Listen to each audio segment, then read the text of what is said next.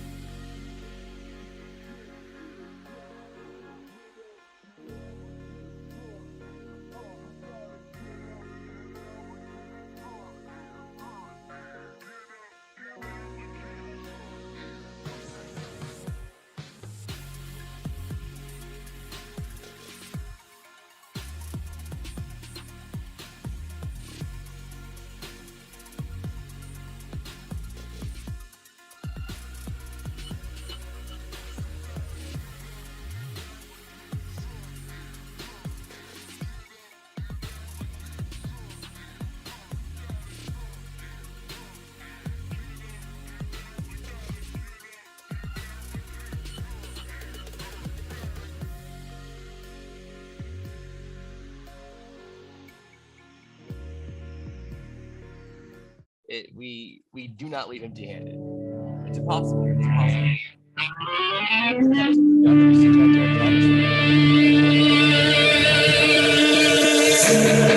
Ladies and gentlemen, let's go.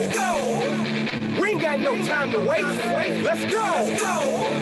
You are now listening to Jason Anderson, and you are in the zone. You're in the zone with Jason Anderson on Sports Radio 810 WHB. There's only been one person that has criticized me. All right, 1, 2, 3, 4, somebody 5, who hates 6, fun, 7, 8, 9, who 10, said, 12. All right.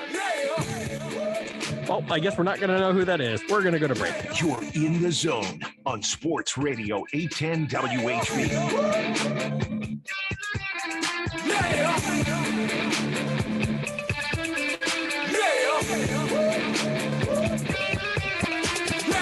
All right, a Friday edition of The Zone right here on Sports Radio 810 WHB. Jason Anderson with you, Josh Brisco, and Beards. We had up until 2 o'clock. We've got you for the next 4 hours.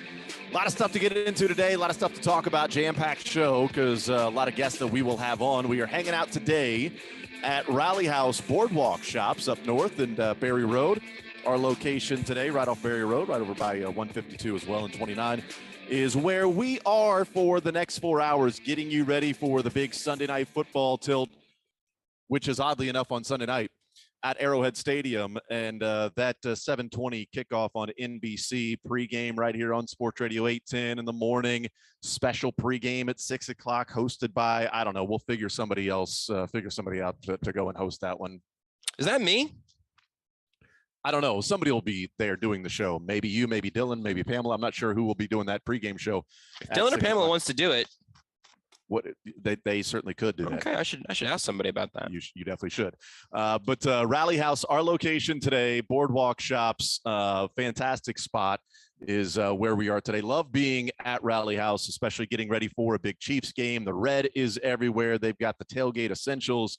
They've got you ready to go. If you're looking for something new, if you're looking for something light, like a jacket or a long sleeve shirt for should be what, mid 50s and clear and pretty on Sunday night. Layer up a little bit, go there in a t-shirt, maybe throw on a nice little quarter zip, something like that. It's all here at Rally House with the cool stuff they have, the most popular Chiefs gear. Weather continues to cool off. Pair your Chiefs jersey with a throwback Mitchell and Ness hoodie, crew, starter brand jacket. They've got the latest KC Chiefs knit hats as well. So constantly bringing in new player jerseys and restocking with the favorite stars. And it's not just Chiefs, it's Royals, it's Kings, it's Scouts, it's Monarchs, it's Sporting, it's Current, it's everything they have right here at Rally House. And stopping in today, we've got some cool giveaways that we are going to be doing today. So if you stop in today and you're listening on Sports Radio 810, or if you aren't, then, congratulations. If you're wearing Chiefs gear and you stop in today, you're going to get a $10 gift card to Rally House. But if you stop in today at our location, Boardwalk Shops, Rally House up north by Berry Road, you're going to get a $10 gift card if you're showing up wearing Chiefs gear. Now, they are limited. So as the supplies last, we will have these gift cards for you. So $10 gift cards if you're showing up in Chiefs apparel. And what we're going to do today is we have a number of $50 gift cards that we're going to give away to those with the most obscure, fun Chiefs jersey. Okay, I love it. So it'll be we'll do these giveaways. Do we have like a sign-up sheet or anything? We can make it happen. We can make it happen. Just a scratch piece of paper for those that show up in an obscure Chiefs jersey to write their name and number, because they wouldn't have to be present to win a $50 gift card. They don't have to stay through the entire show, because I think it would be kind of nice. We could put some butts in these seats in front of us here. You could feel out these, sort of Chiefs like lawn chairs, and then just watch the show. I think that'd be pretty fun for us. And mind you, it's not just one. We've got a number of these $50 gift cards that we will be giving away for what we would decide as very subjective, what we feel like are the obscure Chiefs jerseys that somebody may wear in to Rally House Boardwalk Shops today. We'll be giving those away before the show is over. We'll vote, and if you're in the area and you have one of those, wear it. Come on down here, because if supplies last, if you're here before the $10 gift cards are given away, you're already going to get a $10 gift card, and you may win the $50 gift card as well. What if Mark Boerichter walks in wearing his own jersey? Where does that? Is he eligible to win? Yes, he is. Okay. All right. If it's game used, I think he's getting a gift card. But I'm kind of offended on his behalf that you would say that's obscure. I just couldn't. I don't know. That bothers me. Hey, if Kendall Gammon were here wearing his own jersey, it'd be a pretty. I would wear a Kendall Gammon jersey. No question. Awesome. No question. We got to see. We got to ask him. We got to ask him at noon if he's seen other people wearing his jersey in the wild. I would love a Kendall Gammon jersey. You know what would have been really cool is if now Kendall's not going to be here in person with us today. He's going to be on the phone. Matt Derrick will be here. Yes. Chiefs Digest. He'll be hanging out with us. Mick Shaffer, KSHB 41 sports director, will be with us as well here at the Rally House store. What would have been really cool is if Kendall were here just hanging out, and then anybody that showed up in Chiefs gear, he would long snap the gift card to him. Love that. I think that would work. I think he's basically makes him Gambit. I think that's a superhero thing. Don't worry about it. Yeah, I'm not sure. But somebody would stand, 15, 20 yards away from him, and then he would have to fling the gift card. I think that'd be great. Like an underhand frisbee through his legs. We really are turning Kendall Gammon into just a 3-ring circus of the zone. I mean, and he's game. He's game for it, which is why it's a nice fit. I think he would absolutely do that if he were in the area. He would 100% do it. And I think he would love it. It's not. I don't think we'd be speaking out of turn, signing him up for something that he would be like, "Yeah, guys, that's terrible, and I hate you, and I probably am never going to talk to you again." I think we might get "That's terrible, and I hate you, and I'm in." It's a good point. But just that this amount is really the only difference. Very good point. Very good point. 913-912-4810 is the text line. So a little bit right there of how the show is going to line up. Matt Derrick at 11 o'clock, Chiefs Digest. Kendall Gammon coming up at noon. We'll talk with him about the Chiefs and the Titans as well. Mick Shaffer, KSHB 41 sports director at 12:30, hanging out here at Rally House as well. And then we'll hear from Andy Reid and TBD at 1 o'clock. And then we've got the cuts before the show is over as well. Again, Rally House, our location today. Holidays right around the corner. Nowhere better to cross off everyone on your holiday list than Rally House. They've got the flags, the drinkware, hoodies, tees, baby onesies, golf accessories. They've got the fun stuff for even the fur babies as the kids call fur them these babies. days. Do you guys call it a fur baby? I try not to. Okay, if at all possible. I can't speak for Renee. I refuse. Okay. I usually just say like sentient fluffball is sort of my term of endearment. That is a very, very nice way, an endearing way of describing your pet. Oh, you were talking about my pet. There are 15 KC Metro locations online at rallyhouse.com is where you can go as well to check that out. So sounds like I'm going to be buying a lot of Christmas gifts today. That's right. Hey, Beards, let's not podcast this segment. Maybe Rubeck, you might need to go to after to make up for that one. You might. Well. Maybe make a stop on the way home as well. Yeah, but I got you this. Are we square? I don't know that you got to get the Kobe diving, but you may want to get something. I might swing on through your way home. Yeah. 913-912-4810. And we'll get you ready for the weekend of sports with the gambling side with Lee Sterling, Paramount Sports. He'll hang out with Todd Lebo about 10:45 or so. Again, 913-912-4810 is the text line to be a part of the show, part of the conversation. So it is the Titans coming up on Sunday night.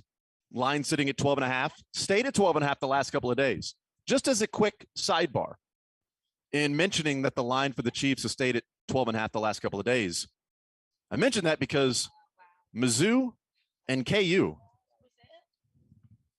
in a day, KU has gone from a 2-point dog to a 1-point favorite. Yesterday morning, they were +2. Now they're -1. And Missouri, yesterday was a 1-point dog, is now a 1-point favorite.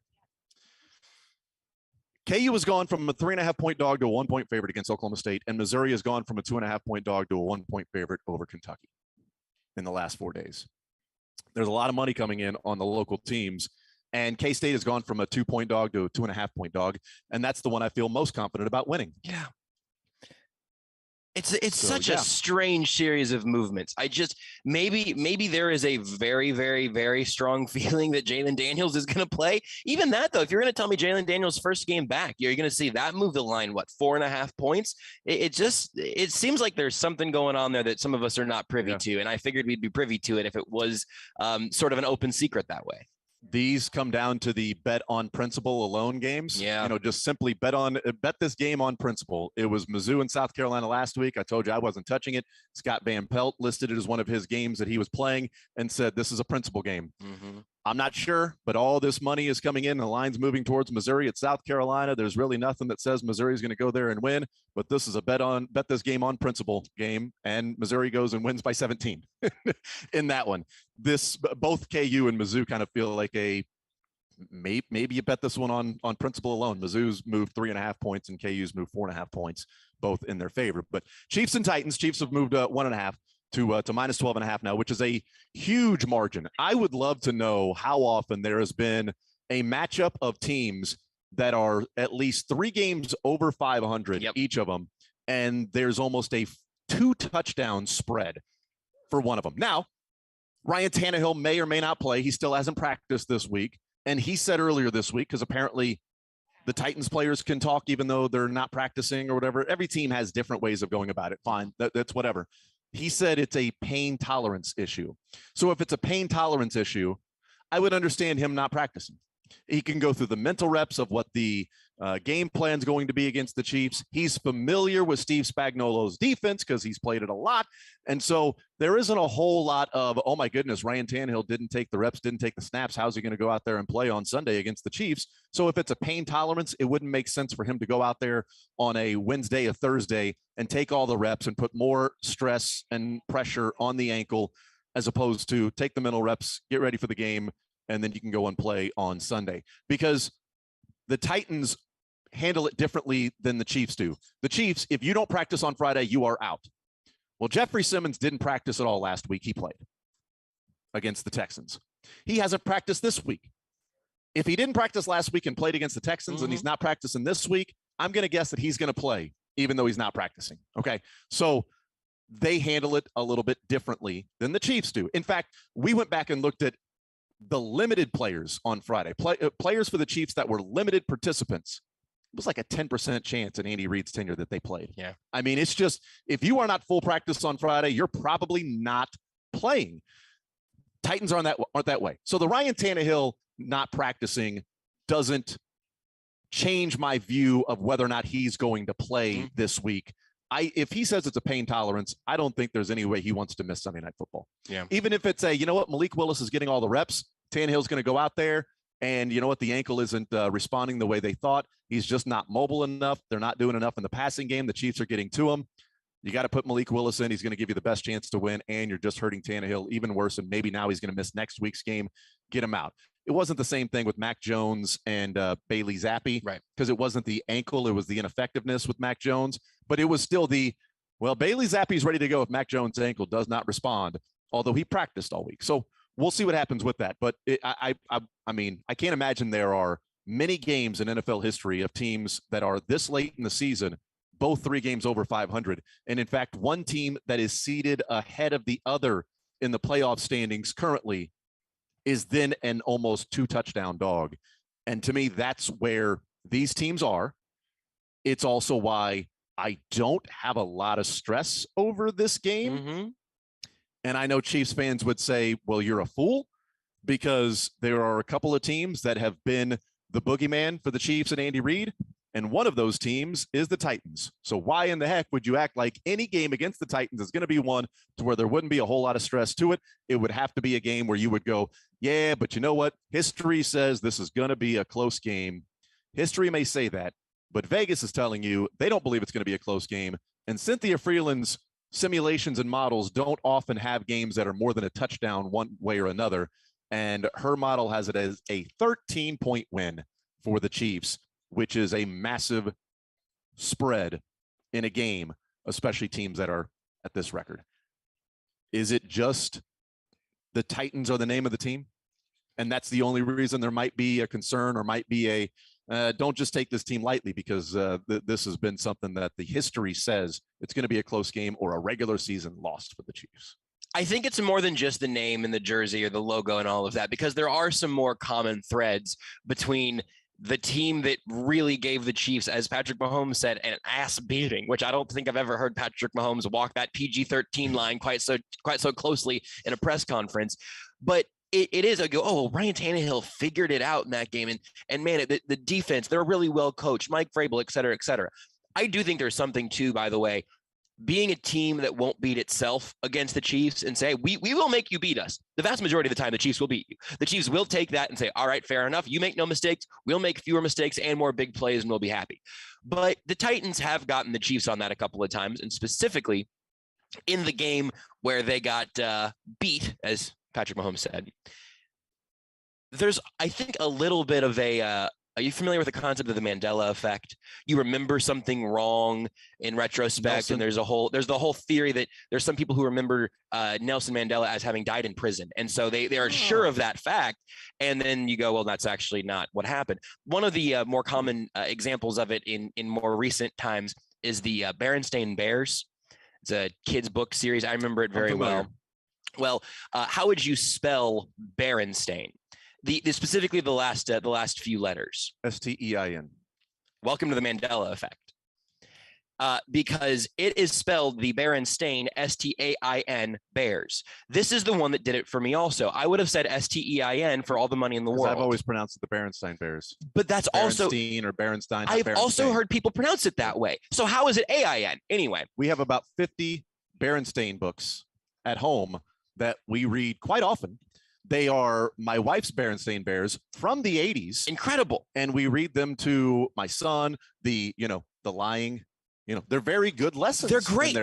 They're great. And they've been great throughout generations. Why did we spell it wrong? I don't know. But one of the Berenstain Bears, which is really interesting, and it's a great lesson, is that, the older brother, and he's got a little sister bear, brother bear. Mm-hmm. And sister bear is being bullied at school. Can't have that. And sister bear gets hit. And so brother bear teaches a great lesson to sister bear to go and hit her back. Huh. Interesting. To defend yourself. And I thought that was really interesting, so that my son can let my daughter know that violence sometimes is the answer. Thank you, Berenstain Bears. Answer. Okay, so thank you, Berenstain Bears. Just hit her back. Fight her. Because brother bear was going to go and fight this person. He thought it was a boy. Turns out it was a girl. And it was like, you got to handle your own business. Okay. You got to take care of it. You want to be out here on the yard thinking that anybody's just going to punch you anytime you want? You better let somebody know. You got to go beat up the biggest, strongest bully out here. All right, so maybe not all of their lessons age perfectly. I think Matt Barnes actually had that same philosophy. I think his quote after the whole fighting Derek Fisher thing was, "Violence is never the answer, but sometimes it is." Beard is so it's good to know that the Berenstain Bears and Matt Barnes have the same life lessons. You know what? He's of age that he probably grew up reading the Berenstain Bears, and that was the lesson they were taught. And the Berenstain Bears are ready to throw hands at any given time. Throw paws.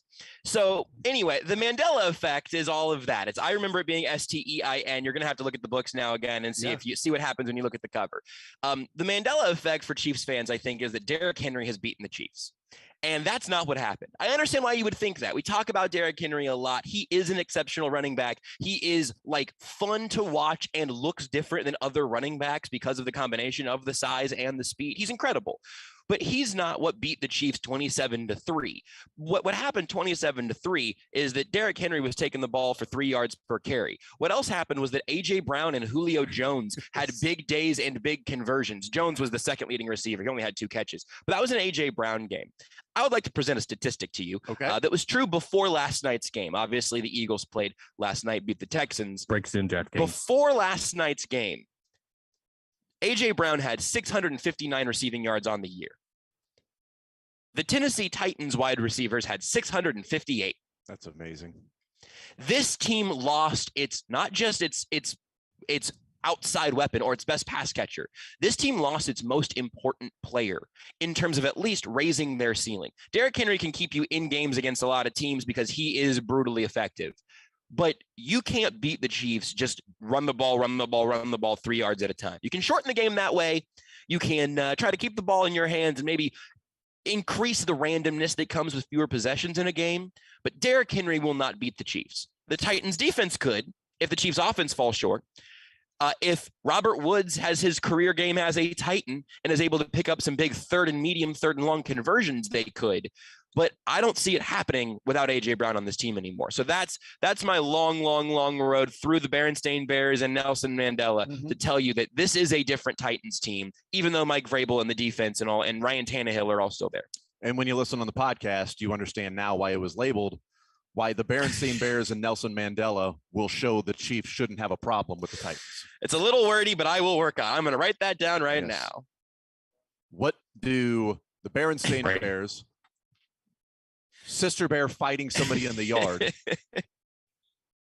Nelson Mandela dying in prison, or did he, and Derrick Henry and A.J. Brown have in common? I tell you what, if you can't click that podcast title just out of curiosity, you are not a curious enough person. It's amazing. One little addition to that, and then we'll take a break. And again, we've got the gift cards here at Rally House Boardwalk, our location today. We've got $10 gift cards while supplies last. If you show up here to Rally House at the Boardwalk until 2 o'clock, wearing Chiefs gear, you get a $10 gift card. And we're giving away $50 gift cards with the most obscure Chiefs jerseys. We'll give those away at the end of the show. So if you got one, you got till 1:55 to get here and do that. Kendall Gammon has said, by the way, if someone shows up in a Kendall Gammon jersey, just give them the $50 gift card. It's a done deal. If you have a Kendall Gammon jersey, there's no vote. It's an automatic winner. It's directly, you get to Pasco. You know what? You get the free parking. That's absolutely right. You land on free parking if you show up with the Kendall Gammon jersey. You get the $50 immediately. But real quick to add to that, and the World Series a couple of games ago, Game 3, Lance McCullers on the mound. The talk about, is he tipping pitches? Is he not tipping pitches? And you might say that he was tipping pitches, but he couldn't locate his fastball.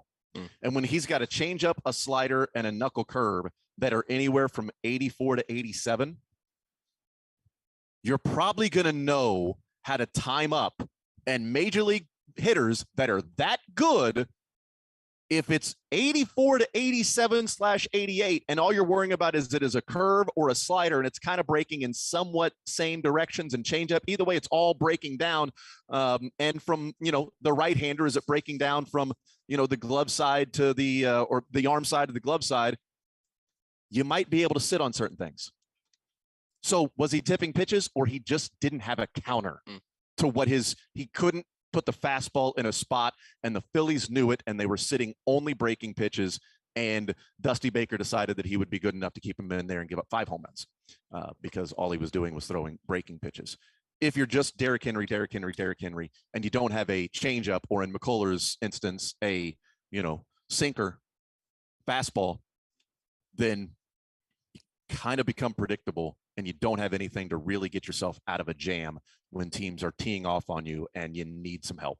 We'll take a timeout. We'll come back hanging out at Rally House, the Boardwalk, tell you more about what we're doing here till 2 o'clock. Gift cards given away. We'll talk with Matt Derrick coming up at 10 o'clock or 11 o'clock. We'll hear from Lee Sterling at 10:45. We'll also hang out with Kendall Gammon. We'll hang out with Mick Shaffer. We'll hear the cuts. We'll hear from Andy Reid. All that's still to come on this Friday edition. It's The Zone at Sports Radio 810 WHB. Want to see more? Jeff Kings. Show live on the Sports Radio 810 WHB Facebook, Twitter, YouTube, and Twitch.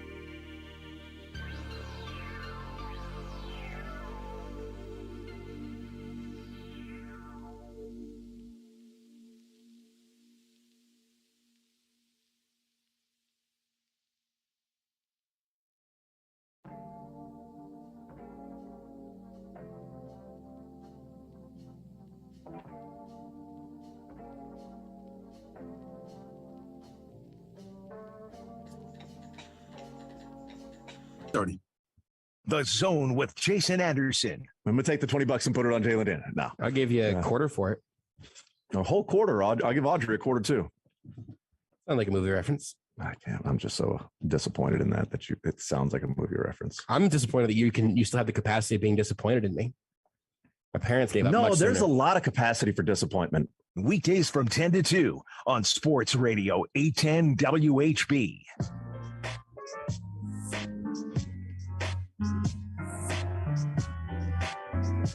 All right, we'll continue right here on Sports Radio 810 WHB. Jason Anderson with you, Josh Brisco, Beards. We head up until 2 o'clock. We will hear from Lee Sterling at about 10:45 or so. Get you set for the weekend of sports and some local teams as well.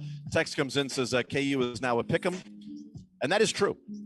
At 9:30, KU was favored by 1. At 10:30, they are, or excuse me, 8:30, they were favored by 1.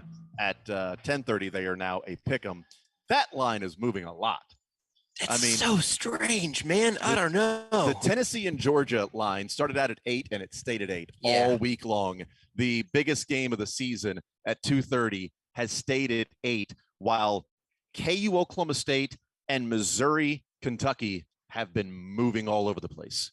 It's just odd, like some of the things that the pros will focus on while the public will be focusing on, like, Tennessee and Georgia. I'm going to put some money on that game. It's a fun game. Big game. We'll put some money on it. And the pros are like, yeah, let me see this KU Oklahoma State game. Let me see this Mizzou Kentucky game. Those are the games I'm going to focus in on. Well, look, it makes sense because obviously KU Oklahoma State stinks, which is also why K-State is still an underdog to Texas, I guess, because Oklahoma State stinks because K-State beat them so badly that it actually changed how good Oklahoma State is. Right. Therefore, all of this has a perfectly cohesive logic. Yeah, makes perfect sense. All of that line movement really does get explained if you don't think Oklahoma State's any good, but I feel like if you've watched, I don't know, more than 1 week of Big 12 football, you would realize that feels like feels like an overreaction to me. I don't know. And if K-State's good, maybe believe in them against Texas, maybe just a little bit. It really feels like please bet on Oklahoma State here. Even though the line has moved now 3.5, but at one point moved 4.5 because it was KU favored by 1 this morning. So now technically it's moved 3.5 points from KU 3.5 point favorites or a dogs to now a pick'em. That it feels like bet on Oklahoma State. Come on, bet Oklahoma State. Bet Oklahoma State. Because they're not. Okay, it can't be as bad as 48-0. Right. But the line is moving towards KU. It's very Either way, something to keep in mind. We'll hear from Lee Sterling weighing in on that. Matt Derrick coming up at 11 o'clock. Kendall Gammon at noon. Mick Shaffer, Chiefs pressers with Andy Reid and certain players. And then the cuts before the show is over. Hanging out at Rally House Boardwalk, our location today. You come in wearing Chiefs gear, $10 gift card is yours while supplies last. We've got a number of those $10 gift cards. If you stop in wearing Chiefs gear, you get a $10 Rally House gift card. And also, we'll be giving away a number of $50 gift cards today at Rally House Boardwalk shops for the most obscure Chiefs jersey. So if you show up wearing a Chiefs jersey, you're going to get yourself in the running for a $50 gift card. You're already going to get the 10 because you showed up wearing Chiefs gear, but you get a $50 gift card if me and Josh and Mick and Beards, maybe Dylan, Pamela, whoever is here, put our heads together and vote on who we think should be the winners of those $50 gift cards for the obscure Chiefs jerseys. And while you're here, of course, you can take care of all the holidays right around the corner. You got everything you need. Don't procrastinate. Don't wait around. Get it done right now with all the stuff here. And you get ready for tailgating. Maybe you're going to the game this weekend. Maybe you're going to the game against the Jags next weekend. Maybe you're going to the game, a couple games later on in the season. Either way, get your stuff ready to go for tailgating. The flags, mugs, everything you need right here is at Rally House, along with the apparel, Royals gear too, Sporting, Current, Mavericks, Monarchs, Kings, Scouts. There's such an array of stuff, not just in the array of teams, but also like the style of it. Like I like to think that I've got, a really bougie taste in sports memorabilia style. I try to give that off, even if it's not true. And man, there is such a variety. You literally could find anything here you can find something here for literally any sports fan in your life, regardless of what their particular taste is. some of the. I didn't find any Dartmouth though. Keep looking, keep looking. But like you have the very vintage inspired Kings and Scouts and Monarch stuff. You have a lot of the more modern, like Kansas City, like location based sort of merch, which I'm a big fan of. Yes. And then of course all of your officially licensed stuff, the jerseys and the hats and the beanie that Kadarius Toney appears to be a big fan of so far. It's kind of an interesting look. I'll show you later. The official merch that the NFL has done this year has some of that like tie-dye kind of look to it. Yeah. There are a few of those hats over there that I might go try on myself. So just an incredible array of stuff here.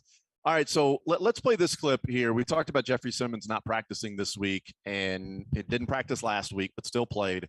Not practicing this week. I expect him to be out there and play. This was from Sirius XM. Jeffrey Simmons was a guest on the Sirius XM football show and was asked about the Chiefs-Titans matchup. And here's what Jeffrey Simmons had to say about the Chiefs offense, the offensive line, and what may happen on Sunday night. Right now, we're going to go out to the guest line, welcome in the talented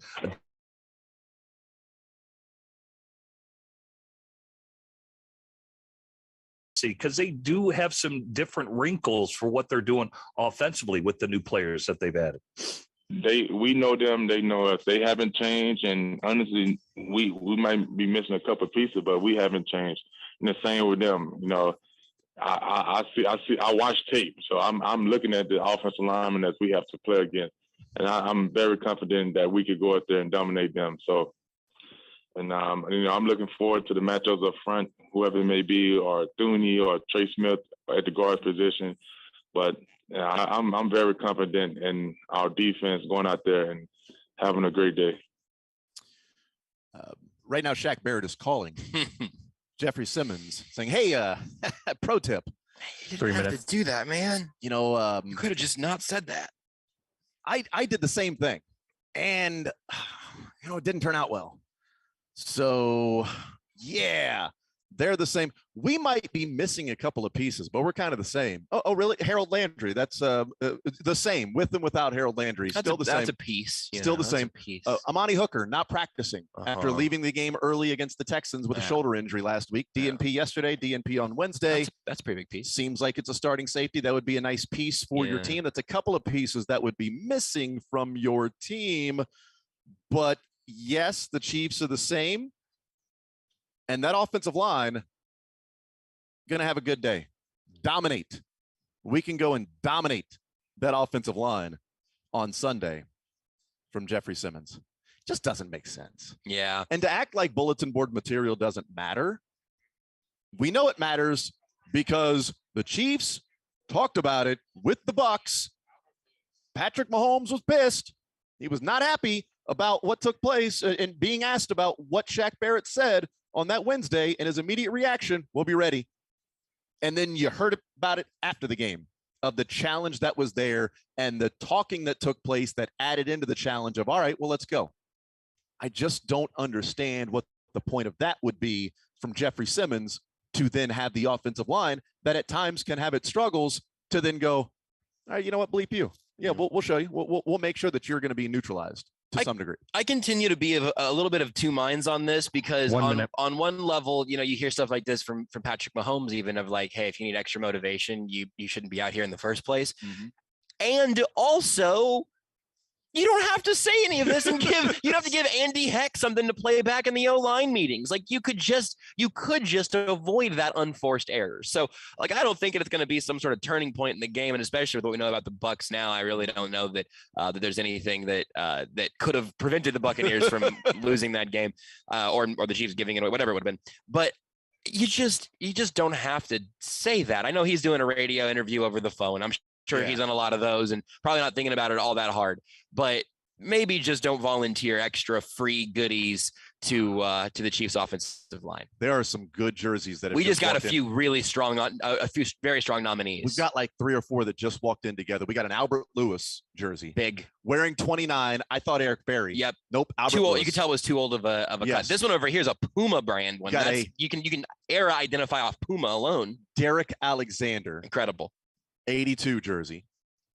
And I believe that might have been a Duron Cherry. Ooh. Jersey. that we walked in, that walked in earlier. There's some leaders in the clubhouse right now. Yeah, there are. So, we've got a few jerseys that are showing up right now. If you've got one of those, and I say obscure, but like Albert Lewis and Deron Cherry, I mean, you're talking about a couple of some of the better players to play for the Chiefs, but still rocking an Albert Lewis or a Deron Cherry jersey. Right. God love you. Yeah, great look. Absolutely. Great look. If you can get weird with it, though, that's going to help you today. I mean, weird is going to be rewarded. You got a Patrick Peterson custom Chiefs jersey whenever you thought they were going to add him in an off season. Wear that in, Cam Chancellor, go ahead and do that too. I don't know. Find a way to do it. Let's see one of those red and gold Tim Tebow's. Come on, bring it. Johnny Manziel. Right. Let's see it. Exactly right. We'll take a timeout. We'll come back. We'll continue rolling, hanging out at Rally House Boardwalk. More Zone. Lee Sterling, Todd Lebo coming up next. Follow the show on Twitter at J810 Anderson, at JB Brisco, at Beards McFly, and at Sports Radio 810.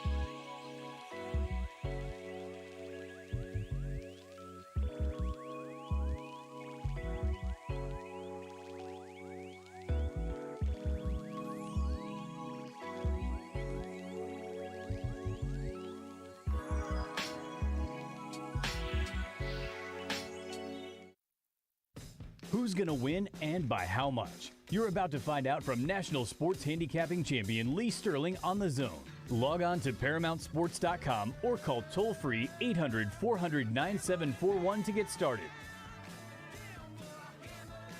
It is Red Friday here on The Zone on Sports Radio 810 WHB. Time to talk to our good friend Lee Sterling from Paramount Sports, who's red hot on a Red Friday. NFL Game of the Year last week, Lee, came right through for you. You saw right through the Jets, and the Patriots got it done. That always feels good to hit that Game of the Year, doesn't it? Doesn't feel good. It feels great. Yeah. I mean, I'm nervous because if you lose that game, I mean, people just so upset. And my number one thing with my service, I want to win for my clients. So, was the score closer than I would have liked? Yeah, they scored a backdoor touchdown less than 2 minutes to go. We did recover the onside kick. Bottom line, I never thought it was going to be a 3-4 touchdown winner.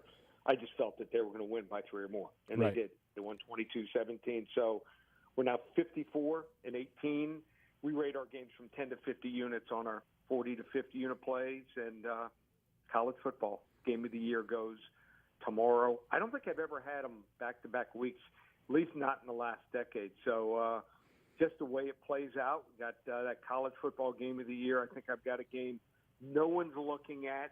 They're going to just pass right by this game. But I found something huge mismatch one way. Let's knock it down. Let's move our record to 55-18 on these 40 to 50 unit best bets. And before this year, because you had a couple of 45 unit plays, one in college and pro, happened the same day, got those. Yep. Then you got the NFL Game of the Year. So now this one's here, 800-400-9741 or ParamountSports.com to get in on the Game of the Year for college football today here on Sports Radio 810 WHB. All right, let's talk about some games because we got a lot of people have some eyeballs on some games around here this week. People are looking to get bowl eligible. People are looking to get to the Big 12 title game. Let's kick it off with Missouri. They got a big win on the road at South Carolina last week. They got Kentucky coming to their place this week. This would go a long way to getting Eli Drinkwitz back to a bowl game. But what do you see in this game against the Kentucky team that's probably a little disappointed about how their season's gone? It has. And I don't think Will Levis is healthy. I think, they're disclosing that he had a turf toe, he had a dislocated pinky finger. It might be more. If those are the only two things wrong with him, they're certainly bothering him a lot. He does not look like the same quarterback we saw early in the season or last year. So that's a problem. Missouri defense, much improved here. They've got a little bounce in their step walking around here. They're sitting here at a point at 4-4. They continue to win. They're going to go to a bowl. This is the most important game of the season for them. I think Chris Rodriguez is good. He hasn't even looked quite as good as last year. So not breaking off those big runs here. I think the motivation, I love the coaching by this Tigers staff here. I think they get it done. I think they win and cover here, 28-24. That would make the Missouri faithful happy and give them a 3-game win streak before they've got Tennessee next week. All right, it's been a month, Lee, since Kansas won a football game, okay? They won 14-11 against Iowa State on October 1st, and then they had game day come to town, and they just haven't been able to get over the hump. They're still looking for that next win to get them into their first bowl game since 2008. Oklahoma State is coming off as bad a beating as they've taken in forever. Can they bounce back and do something on the road here against a Kansas team that's certainly motivated? I think that they can. And just think that Kansas is just kind of stuck in the mud. This is a tough game. This is not an easy game. Of the 5 games, probably the toughest to predict. But the one constant is, and I don't think that Gundy is a coach that's going to take his team ever to a national title. He does one thing, a couple things really well, but one I like the best. They're 15-6-1 off of a loss since 2016. So he gets his team back. He prepares them. I don't think these kids honestly ever thought that they were going to win a national title. I do think that they're going to be able to run the football on Kansas. And, if Sanders is not 100%, that's the way they're going to roll here.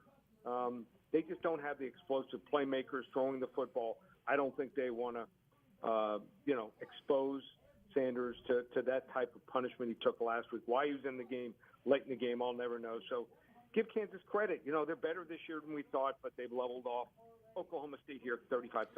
All right, Lee, TCU's in first place in the Big 12. They're a 9-point favorite at home against Texas Tech, but it's been pretty tight games. They haven't always been easy for the Horned Frogs.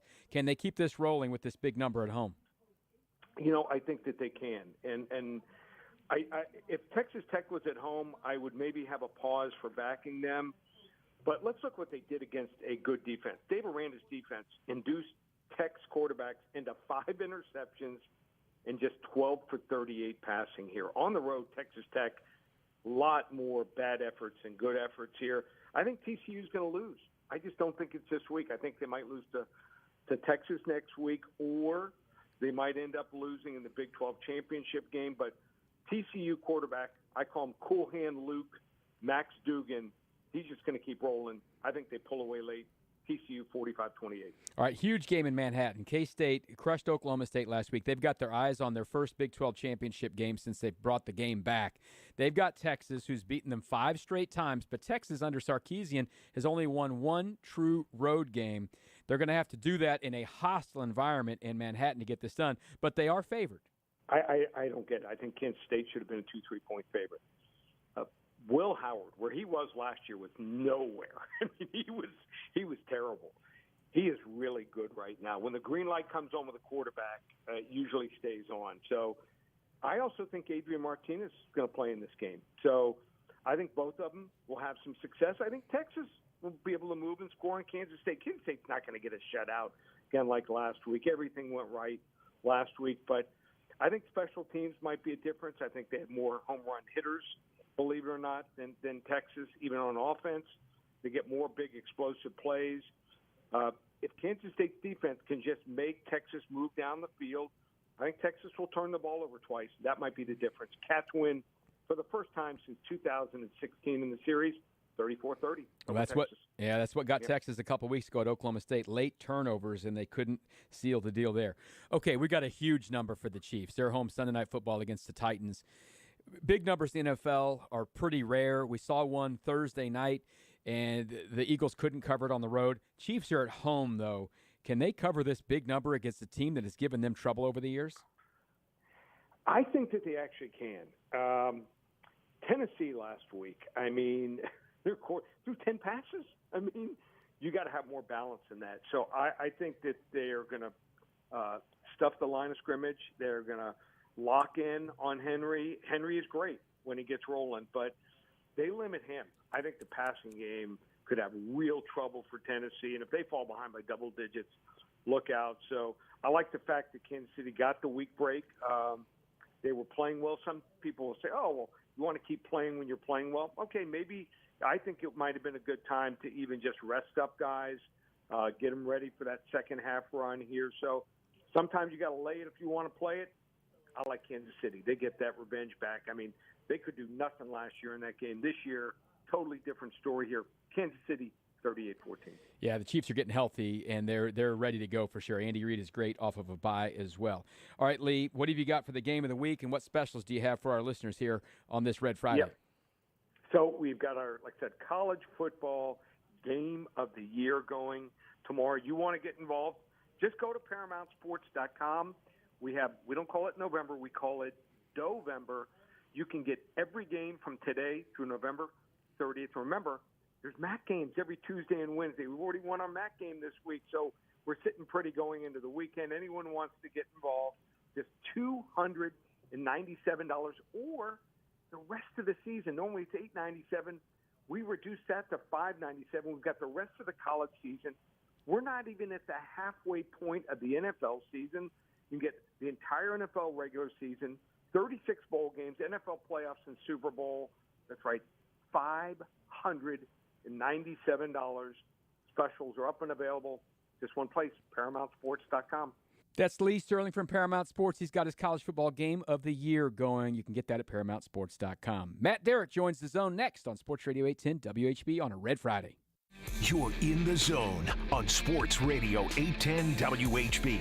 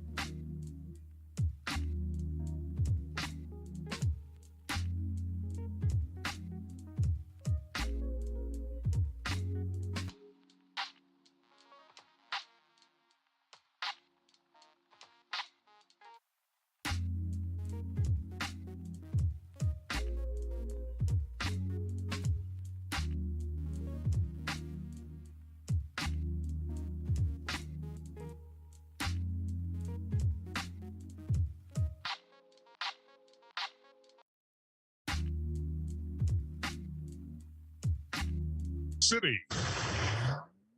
And now, on Sports Radio 810 Sports Center. Brought to you by Greenlight Dispensary. Check out their monthly Underground event this Friday and Saturday from noon to 8 p.m. The Underground at Greenlight Independence is Missouri's first and largest medical marijuana farmers market. Greenlight Dispensary Independence location, 3721A South Nolan Road, Independence, Missouri, 64055. If the betting lines are any indicator, we are in for a wild week of local college football. Kansas has moved all the way to a pick'em against Oklahoma State after opening as a 3.5-point underdog. Meanwhile, Mizzou is all the way to a 1-point favorite against Kentucky after opening as a 2.5-point dog. What about K-State coming off a 48-0 win over Oklahoma State? They're 2.5-point underdogs. I don't get it either, K-State fans. No word yet on the availability of Ryan Tannehill for the Titans on Sunday Night Football against the Chiefs, but we'll preview Chiefs-Titans with Matt Derrick of Chiefs Digest next in the Zone on Sports Radio 810 WHB. The Zone with Jason Anderson. That's a clown take, bro. On Sports Radio 810.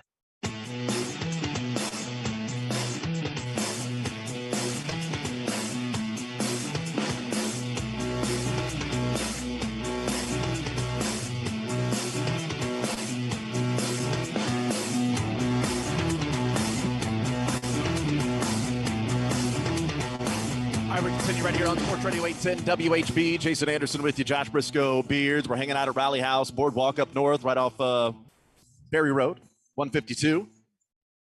Here till 2 o'clock, we've got $10 gift cards for anybody that walks in wearing Chiefs apparel. And then we are also giving away, at the end of the show, $50 gift cards to those with the obscure, old, not very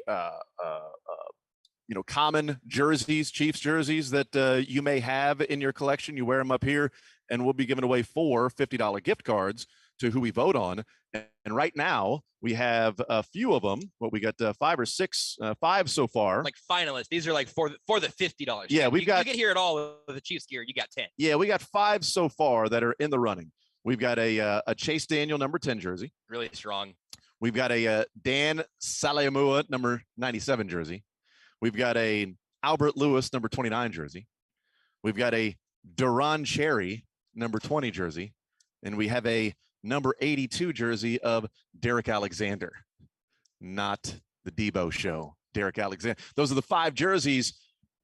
Pretty good running so far. And we'll give away 4 $50 gift cards. You still have time. About 1:55 is when we will give away those. So you got a couple of hours, and 55 minutes to get here to wear your jersey, to be in the running.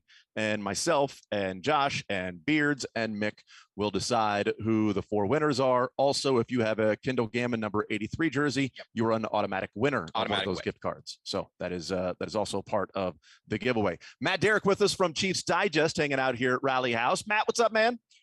Yeah, I'm just thinking, if you do own the Kendall Gammon or a Frankie Hammond Jr. jersey, I mean, that's why, you own that jersey to win this. That's right. You have it. Good point. It starts to pay for itself when you get in contest of like, hey, what's the most obscure? Here's $50 there. There's $50 there. And I feel like I've told this story before because I only own one jersey, one real jersey. And even real is kind of an asterisk because it was a very sketchy purchase.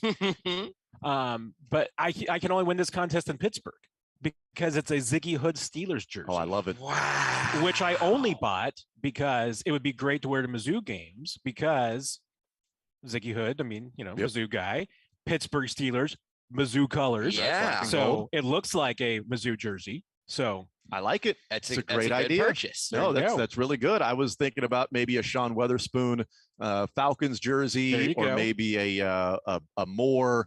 Where did he end up playing? William Moore. Where did he end up going? I can't remember. He was with the Falcons too. Was he with the? Yeah, that's right. It was with the Falcons. Yeah.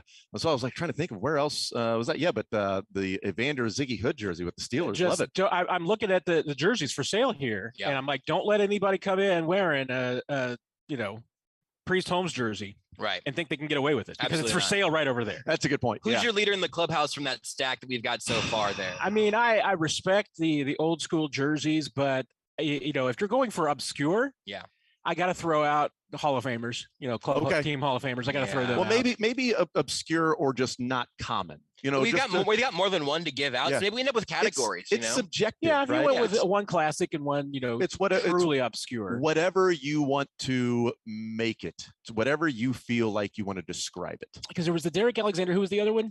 There was Derrick Alexander. There was Dan Salimua. There was a Chase Daniel number 10, which might be after your own heart. And then there was Albert Lewis and Duron Cherry. I mean, so you got 3 of those 90s defenses right there. Salimua, Albert Lewis, and Duron Cherry. I want to give it to CD10, but I'm assuming that's somebody that's a Mizzou fan. It's fairly recent. So he said he was like, I was at the Armageddon at Arrowhead and at Mizzou and Chase Daniel when he was signed with the Chiefs. Tell you what, I gotta give mad respect for Dan Salimua. Did you know he made a Pro Bowl with the Chiefs? Oh, I loved Salimua. I absolutely loved Salimua. I just pulled up the Football Reference page. He was here for 8 years. I mean, you lay out money for the backup quarterback. I mean, there should be some respect there. Absolutely. But Dan Salimua, I mean, that's an old jersey that's been around for a while. Wasn't the whole conversation in the 90s around Dan Salimua, and this is so far back of how the NFL used to run and, being a free agent and Reggie White moving teams, that it was like, was it Dan Salimua was the best plan B free agent that was out there? Like at the time, it was like plan A and plan B, and the Chiefs got Dan Salimua as a plan B free agent, and he was so good. And it was like, wow, they got him from like the Minnesota or Detroit, one of those teams. And what a great signing by the Chiefs in a plan B free agency, not just he was a free agent signing. And now you would never even describe like the differentiating between this type of free agent, that type of free agent, unless it was he's restricted and you had to give up a draft pick to be able to sign him. And, at that era, I mean, even like I would say Derrick Alexander, I mean, in that era, if you were going to buy a wide receiver jersey, that'd be the one to buy. That's a good point. Yeah. During Dan's era, I mean, you would have been saying, oh, get Neil Smith, get Derek Thomas. Albert Lewis, Kevin Ross, maybe a Dale Carter, There's got to be a Dan Williams jersey out there somewhere. Oh my goodness. Yeah, that would be when probably not a lot of Chester McLaughlin's, but oh yeah, for the one I saw Chester McLaughlin. I saw him on the highway. I was driving on the highway and he was driving top down and he was in a Honda S2000. Go look up how small a Honda S2000 is and then put Chester McLaughlin in that with the top down or whatever and just driving, and he looked like it was a one-seater. And I'm like, man, that guy is big. That's Chester McLaughlin. Why is he driving that? Is that to rental? What are you doing, man? You can afford a lot of different cars. You chose that one instead of like a big ass, Escalade or something, or a Yukon S2000. When Dan Salimua had his final year with the Chiefs, I was still in diapers. I was 19 years old. That was last week. What was his last year? 95 with the Chiefs, and then a couple years, 96 with the Chiefs, and then a couple years with the Seahawks. You're right about the Lions, then the 8 years in Kansas City, Detroit? Then a couple years with the Seahawks. I couldn't remember where they got him from, but yeah, I don't even know what the description of a plan B free agent is, or a plan A, a plan B. I don't even remember what it was. It was just like, wow, plan B free agent. The Chiefs and Dan Salimua was one of the best plan B free agents. Like those were crazy days in the NFL. Those early days of NFL free agency. Yeah, they were nonsense. Absolutely. Plan A and plan Bs. Matt Derrick is our guest, Chiefs Digest. So it wasn't free agency. Maybe he'll add in free agency or something, but it was a trade. And it was a surprising trade. We had talked leading up to Tuesday. We talked on Tuesday, Josh and I did, about, do we expect any moves to be made? Talked with Teicher, any moves to be made? Will they trade for somebody, trade somebody away? Andy Reid said, yeah, they could acquire somebody. They could trade somebody away, just whatever makes sense. And Ronald Jones was brought up because he would have liked his release and things like that. I certainly wouldn't have expected that at the trade deadline, the Chiefs would have traded for a wide receiver in which they gave up a day 2 draft pick for. Since an hour before that, we were just talking about, boy, I don't want them to give up a day 2 draft pick for a wide receiver. We were talking about Brandon Cooks, though, so that's a little different. With Stand by that. $18 million next year, as opposed to Kadarius Toney's price tag. They were also, we haven't talked about this. Apparently, they were holding out for a second and a fifth, which is why they kept him and then didn't play him last night. Weird situation. Well, I think it was more that he wouldn't play for them last night. Fair enough. Right. Yeah, fair enough. Play him and he wouldn't. They were holding out for really high draft picks, and he was like, "I don't want to be here anymore." Oh yeah, you know what? You're not going to play tonight. I already told you I wasn't playing, but you're not playing though. You can't fire me. I quit. Exactly. No, you're not playing. You're going to be inactive. I inacted myself, and so I didn't think they would do that. And then I didn't think they would trade away somebody who started 5 games for this team this year. Let's start with this. What was a more surprising move? Trading away Rashad Fenton for a conditional 7th, getting $1.4 million roughly in cap space, or sending a 3rd and a 6th to New York to get Kadarius Toney? Both were pretty darn equally surprising. And the only reason I'm going to probably say that the more surprising one was Toney is that Andy Reid did send my spidey sense tingling on Monday. Yeah.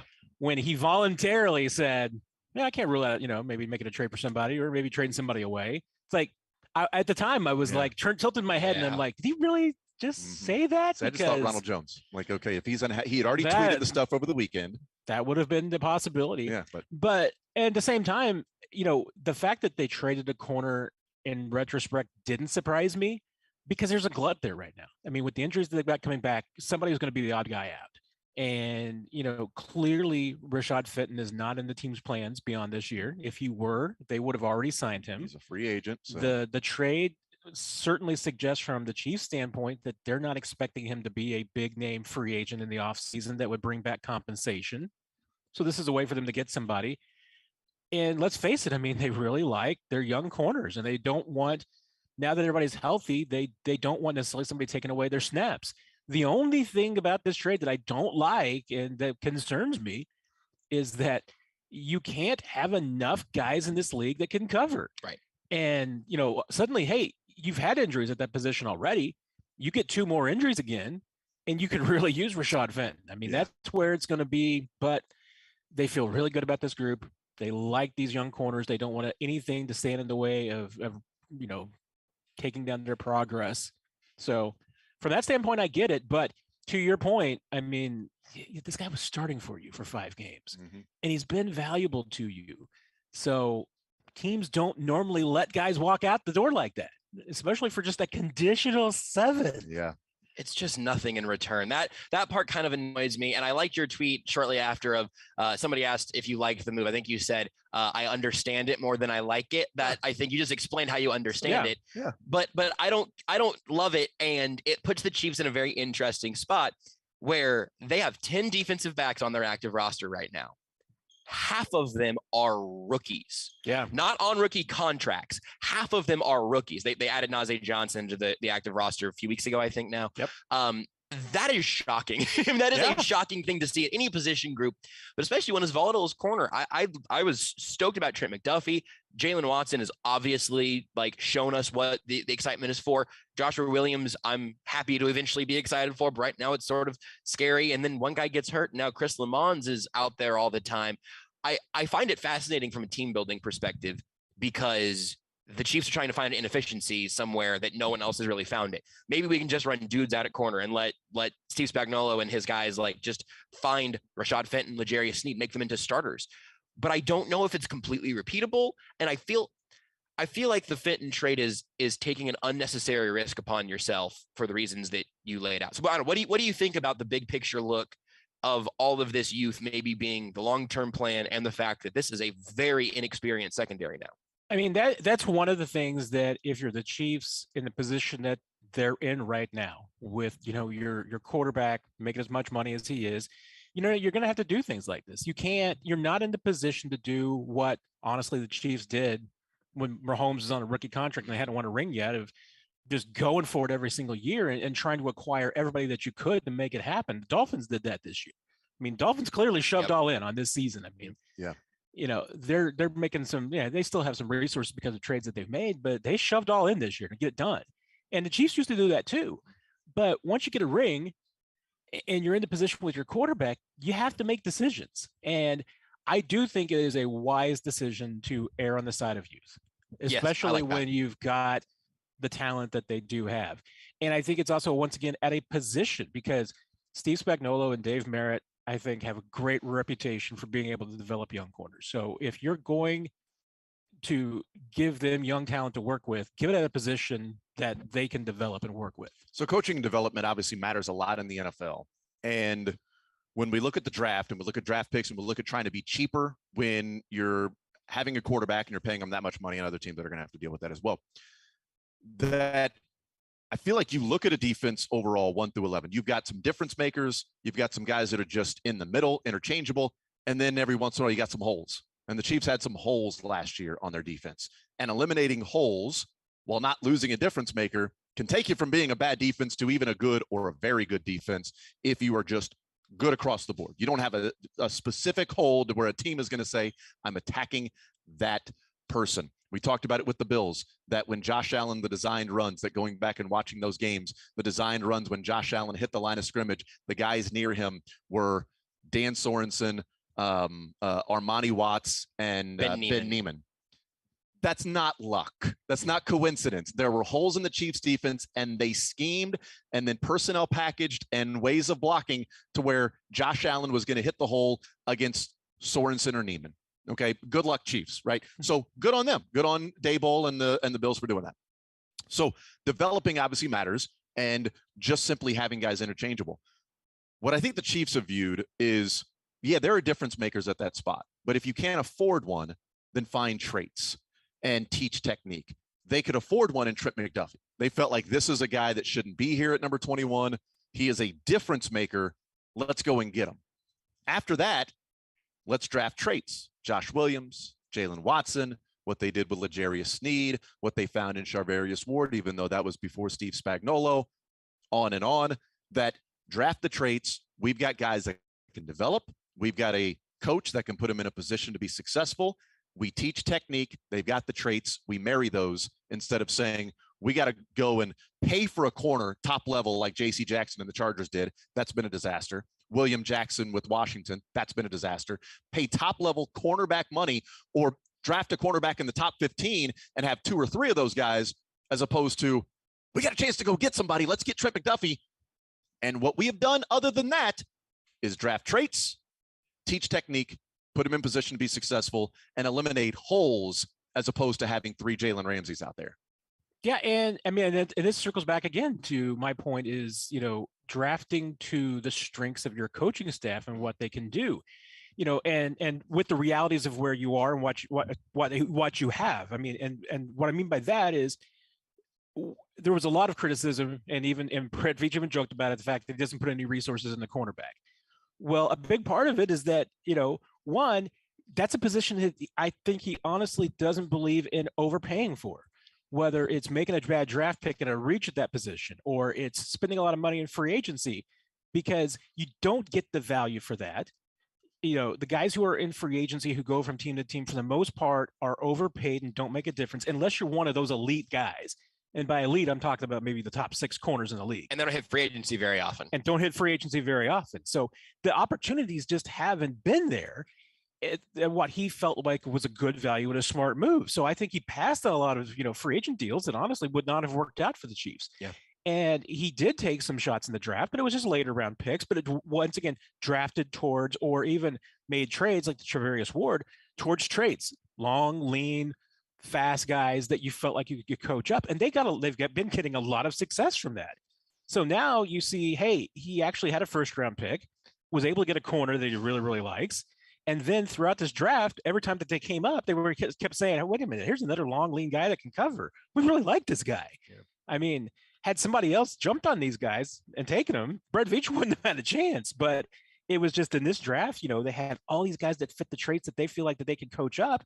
And wouldn't you rather have that than taking a complete whiff on, say, the defensive line, where the Chiefs haven't had as much success in coaching guys up? Yeah. So how much Rashad Fenton would have been as a free agent next year? I don't know. If the Chiefs would have said, hey, we need some depth. We're familiar with Rashad Fenton. Let's bring him back. He's not going to get Charvarius Ward money, but what his cap hit would be, I'm not sure. But I know next year's cap hit is a combined $1.9 million for both Joshua Williams and Jalen Watson. What was Rashad Fenton's cap hit this year? 1.6? 149, I think. Or that's what they saved actually. Rest, it was right. 2.35. Okay, so 2.35. Yeah. So that's $500,000, essentially $500,000 more than what the Chiefs are paying for Watson and Williams next year combined. That's how you remain competitive.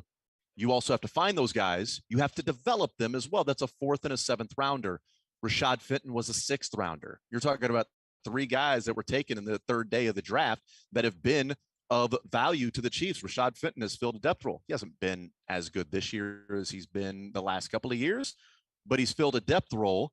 And Joshua Williams they like, and he was the one that was getting a lot of the attention. And then you and I sort of peaked up or perked up when Steve Spagnuolo was like, well, let's not forget about Jalen Watson. You guys, there's a lot of talk about Joshua. Jalen Watson's a guy that's right there. And we're like, oh, let's write that down and keep it in the back of our mind. We deserve more credit for that. We were on that immediately. Yeah, we really should get more credit for that. Let's write that down, because as soon as that press conference was over, we're like, what'd you hear? Spags wants everybody to keep an eye on Jalen Watson and not just talk about Joshua Williams. And that's turned out to come to fruition with that. But it is a... You can keep going. I'm just double checking. We're seeing if everything's good here. Is everything good? I don't know. You keep talking, and I'll keep checking. We're off the air.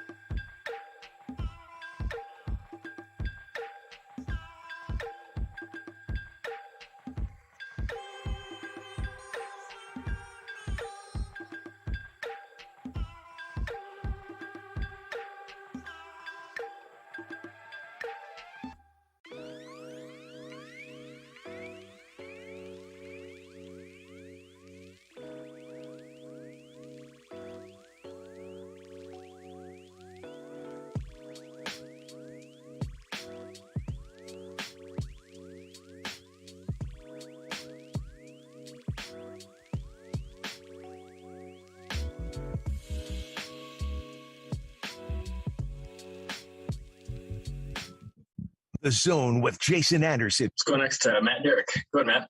Hey, Patrick. Good to see you. Good seeing you. Hey, you're working with a new center now. Yeah, he broke up. I don't know if that's just me or Matt. We got you. Weekdays from 10 to 2 on Sports Radio 810 WHB. Hardy har Beards. You just gave everybody here a panic attack. Very man. That's funny. rude. Oh my goodness. Yes. So the building lost internet. As Josh described it in the break, the whole building went down. Whoop, hold on. Not what I meant. Not what I meant. The whole building lost internet. It went down. The building is still a structure. Rally House, Boardwalk. We are still in this very beautiful spot with everything you could possibly imagine. I was hiding under the cornhole game over here. You know what I learned about Beards recently? Dude's an assassin at cornhole, but not as much as his wife. Wow. True story. Cornhole assassin, the McFly family. His wife is good at cornhole. She is a cornhole expert. Don't play couples cornhole with the Beardses. That's not. I didn't say that. I would say absolutely do play couples cornhole with the McFlys, but know that you're going to lose some money if you go start playing by Is points. he an assassin at 2x3 or 2x4 cornhole? Because I did not know there were different sizes. Can there be 2 people and 4 people in cornhole? Yeah, absolutely. You can play teams, all of that. So sure. maybe that's You team up in cornhole? You can team up in cornhole. Yeah, okay, very good. For sure. Do you ever switch partners in cornhole just to have a little fun? Only Maybe if you're playing cornhole at Mick Shaffer's house. I didn't know if maybe you wanted to try something new. Just switch it up a little bit. Not only in the I think have a little excitement. if you've got 3 and it's uneven teams, then you switch around. That's right. At that point, then it's a whole different game. The third wheel is just brought in just to spice it up. We do that when there's a threesome on a golf course. Exactly. Right. You team up. Every 6 holes you change teams. Not a little too public. I mean, we live a pretty public life. See, this is what happens when we lose internet. Beards, let us know when we're on air again, and we'll stop talking about all this very, very personal, private stuff. We go from discussing Rashad Fenton's cap hit to then that. As you do. We're also giving away $10 gift cards to anybody that stops in wearing Chiefs apparel. No cornhole necessary. Nope. Rally House, Boardwalk location, Berry Road, 29, 152, right around there. So you come in wearing Chiefs apparel, you're going to get a $10 gift card. We are also giving away a $50 gift card, 4 of them, to the obscure, random, uncommon Chiefs jerseys that people have that they wear in here. How about this? Back-to-back texts. Back-to-back texts. A little earlier in the show. From the 614 area code that says, I'm in Columbus, Ohio. I can't make it to Rally House in my Mike Maslowski jersey that I wore to the Dwayne Rudd thrown helmet game where KC beat the Browns in Cleveland on time down. We barely made it to the car alive. Very next text. I can't make it there, but I have a Mike Maslowski jersey. It's from area code 816. How in the world would those two come in back-to-back texts and be Mike Maslowski? Hey, Beards, you know what to do for the next line, right? know. Okay. Yep. All right. It's going to be Monsters, Inc. You don't have to spoil it for everybody. Oh, sorry. Just wanted to make sure Beards knew what to do. I'm going to make sure Beards was listening. Don't worry, I was paying attention that time. That's pretty rough to have an obscure jersey if you came in and everything and somebody else cancels you out. Oh yeah. Both which one was bought first? What year is that? If you have one person with 2 jerseys, I think that's what happens. Those slips just go into the into the it's no longer obscure if 2 people have the same jersey. That's a great point. Wow. That's a really good point. That is a good point. How could Mike Maslowski not be obscure though? If 2 people have his jersey, that's not obscure. Yeah. What if Mike Maslowski showed up in a Mike Maslowski jersey here? I would give him the gift card. Is Blue Valley North playing? I don't know. Tonight, I don't know. I know that Blue Valley Northwest is playing because of the high school game of the week. I almost jumped in and said they sure are. They're the high school game of the week. Oh, that's an NW there. I know that they're playing as the high school game of the week. I'm not sure, but if Mike Maslowski shows up in a Mike Maslowski jersey, we'll give him a $50 gift card to Rally House. See, I keep looking over there trying to see if there's any jersey I could buy that could get away with coming over here then and put you in the running. I mean, what if I managed to have them find a 54 Nick Bolton jersey in the background? The back. Oh, I'm sure there's some. I'm sure there's one in here. Our mutual friend and colleague. Well, I'll say our mutual colleague Sterling Holmes has. Yeah, no, I realized as soon as I said that I didn't want to volunteer any of us for that. He's rocking the 54 Nick Bolton occasionally. It's vintage now. It's a throwback now. Love it. That's a very good point. Yes, unless it's a 32 Missouri jersey. Who no longer becomes vintage. Exactly. Then it becomes just classic. Yeah, absolutely. Tyreek Hill was wearing 84 84 in minicamp, I think. Is that right? I believe that was right. If you came in with the Tyreek Hill 84 jersey, that'd be pretty interesting. Would they have made those though? You might have been able to custom order it on the Chiefs website or something. Well, then you still can. You still could. I don't know why you would do that, but you still can custom order that Tyreek Hill number 84 jersey. Or if you just want to go a different number 10, if you come in a Terrence Copper number 10 jersey, then I think you probably would be in the. That should be another automatic win. You come in a Terrence Copper number 10 jersey. Yeah. Anyone who made their money on special teams, I think, is a great bet, generally speaking, but Terrence Copper's a fun one. So any other moves you think? So we talked about Rashad Fenton and what it may mean. They like the younger guys, the traits and the technique, which you coach coach the technique to the traits while not spending as much money. They clearly have a view of it is worth it for the right cornerback to spend money or capital in a first-round draft pick in Trent McDuffie. So it's not an overall blanket view of we don't spend money on cornerbacks. We don't value them that way. Now McDuffie was there. They were surprised he was there. So there you go. Number 81 for Tyreek Hill in early rookie year, just before the text come in. There you go, 81. Yeah. That sounds correct. Another text comes in. I knew it was 80-something. So I also have a Mike Maslowski jersey. I just can't make it in. Well, so the Mike Maslowski jerseys would not have won because if somebody does come in now, you're not winning because they're a dime a dozen apparently. Yeah. Text says if I was closer and not at work, I would wear my Marcus Allen jersey for Jason. No, you wouldn't even get the $10 gift card. Sorry about that. Wow. Yeah, you were then eliminated from the $10 gift card if you rocked the Marcus Allen jersey. I apologize about that. So anybody that's a classic, but still, is it though? Is it any other moves you think they may make so they free up 1.4? They're sitting just under $5 million. There have been some texts the last couple of days that I haven't got to because we haven't really talked about it. But another text came in earlier today that, does all this add up to keep them in the market of Odell Beckham Jr., that they have some flexibility to sign him for a 1-year deal if it's a 1-year $6 million deal prorated to, the 4 games he may play? Is there another move they may be making by clearing up this 1.4 that maybe the conditional 7th may not be as important as the cap space they save? I mean, it could be. I mean, if anything, that move and just adding a little bit more cap space keeps your options open. I mean, hey, remember too that because we're past the trade deadline, everybody's subject to waivers now. So there's always the possibility that maybe a veteran hits the waiver wire and that's somebody you want to kick the tires on. I mean, that was like Terrell Suggs came in that way. So, I mean, there are different possibilities and the options are open. Hey, to me, to me would make it easier if Odell Beckham Jr. is interested in Kansas City. It wouldn't have been prohibitive because there's always ways you can massage the numbers to make something work.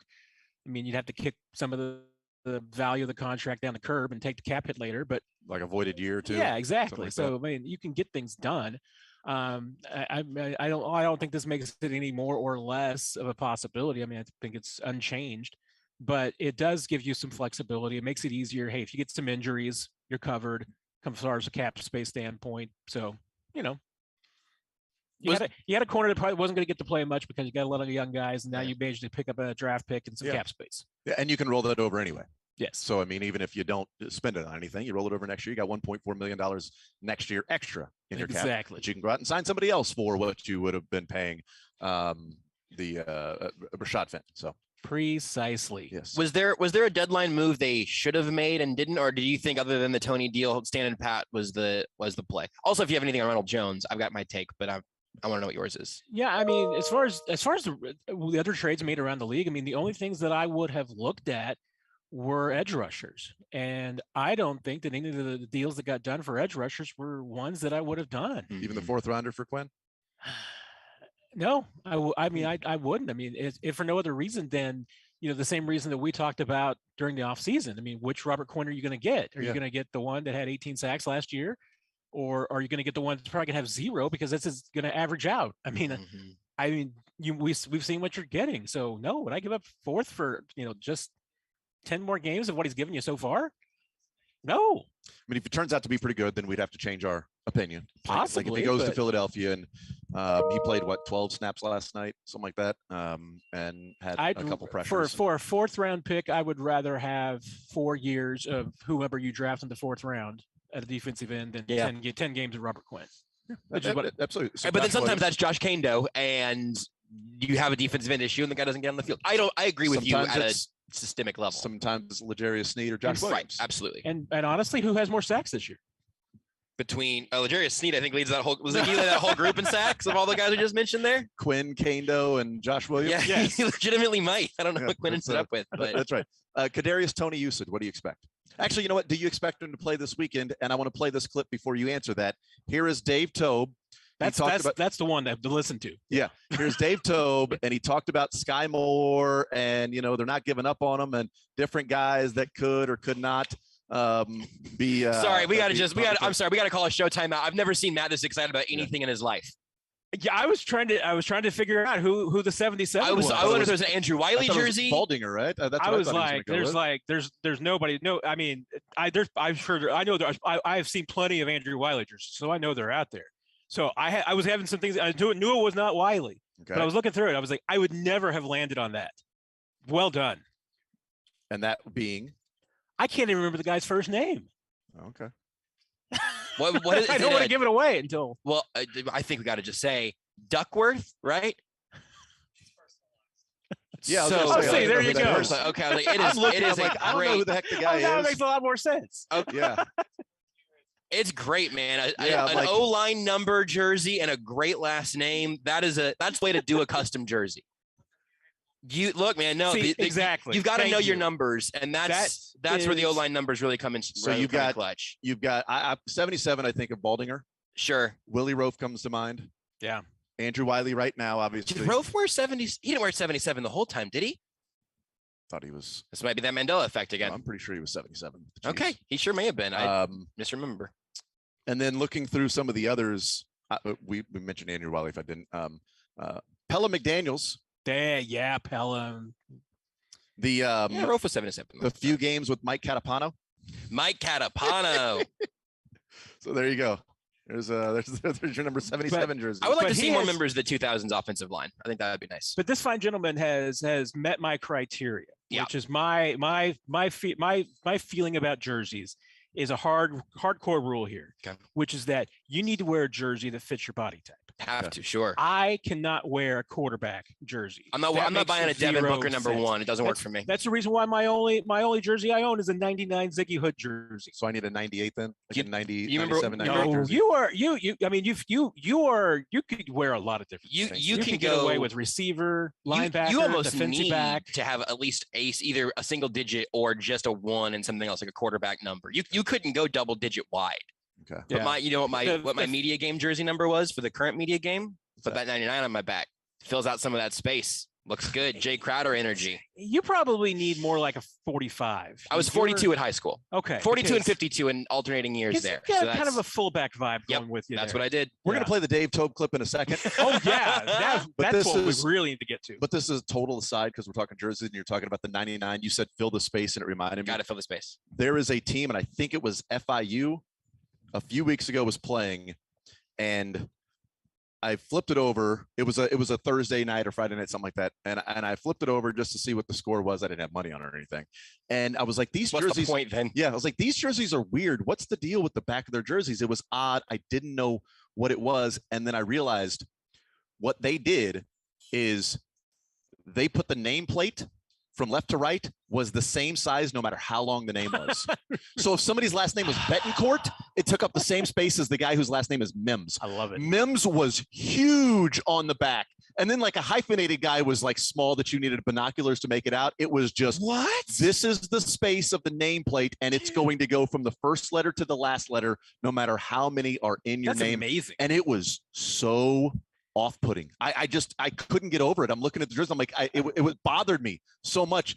It was killing me. I couldn't do it. So disorienting. Yeah, because you've got all these different font sizes. I'm like, the guy with the last name of Mims was ridiculous because the Mims was bigger than the number on his It looked like the Michigan logo. Yeah, I mean, it was unreal. I'm just feeling for the equipment people because it's going to be a nightmare. Yes. What's the point? There's no point. Yeah, just you said nameplate at first, and I started looking up here. Stitching. You have the nameplates that the Jones nameplate and the Humphrey nameplate are the same size, but the font is also the same size. Although you know what, I think Karlaftis might have gotten a little squish on his.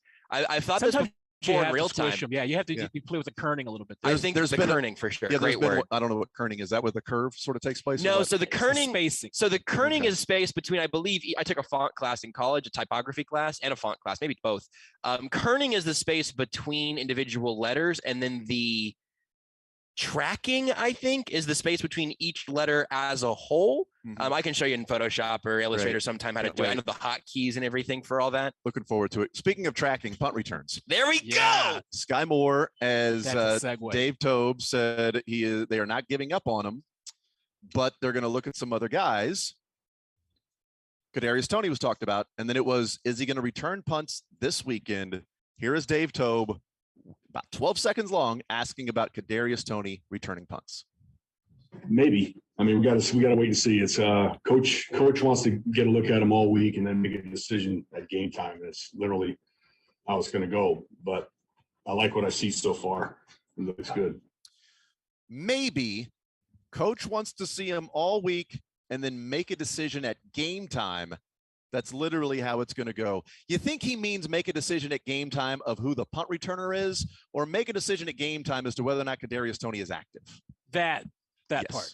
Yeah. Right. I mean, So that stood out to me as I'm like, oh, wait, Kadarius Toney might not actually be active this weekend. We're talking about, is he going to play? How many plays? Do they have some plays in there for him? Will we see number 89 out on the field for the first time, or excuse me, number 19 out on the field for the first time? And Kadarius Toney, what's he going to look like? And you may not see him until next Sunday at noon against Jacksonville. Yeah, and if he's active, he's returning punts. Agreed. That's your telltale sign right there. If he's active, that's what he's going to be doing. He might do a few other things too, but this is receiver, especially in Andy Reid's offense, is not running back for the San Francisco 49ers. It's not like you can just go into the huddle every single time and tell Kadarius Toney, okay, here's where you're going to line up, here's the route you're going to run, that's what you're going to do.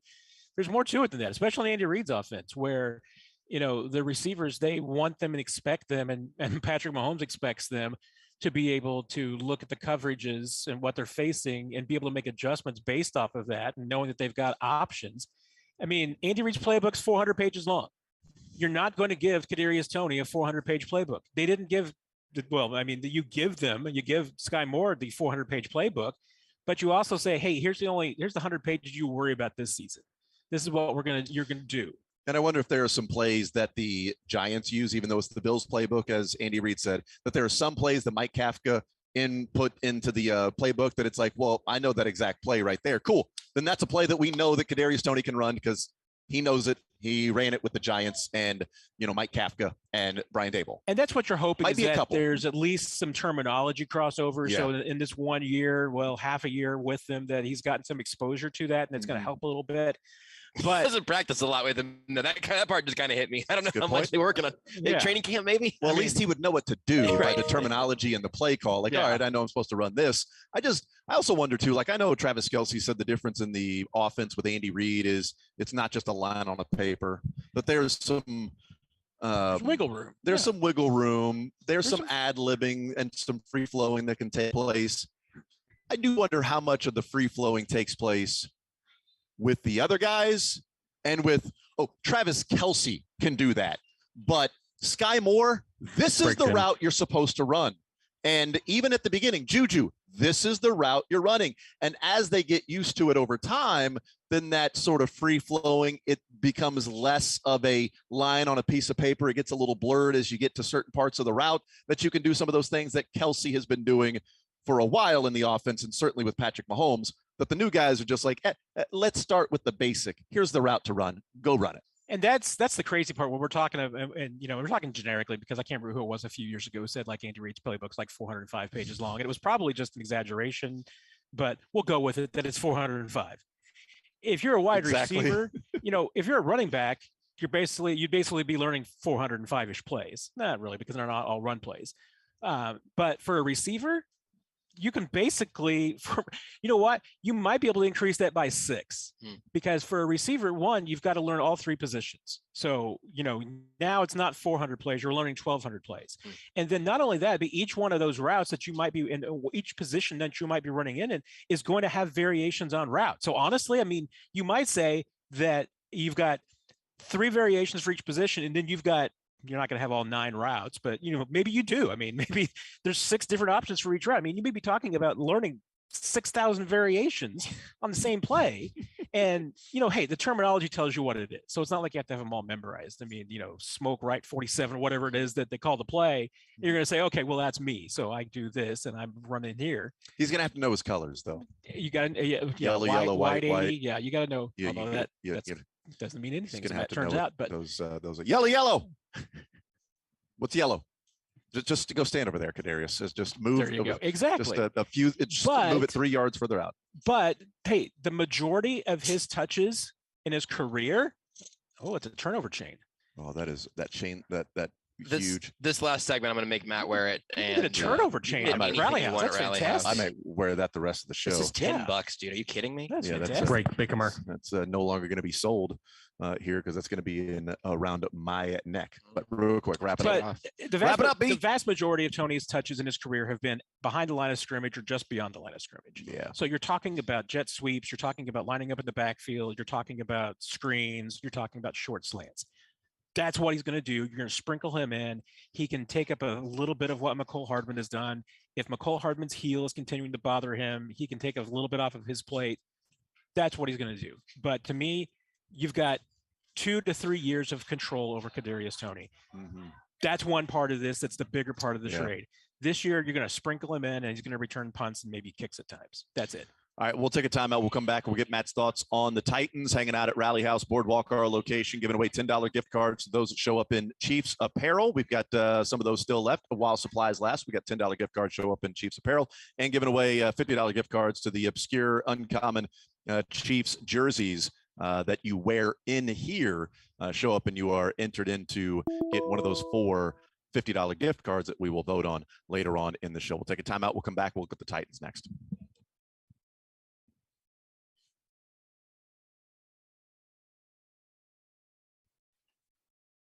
We're not getting programming, Beards.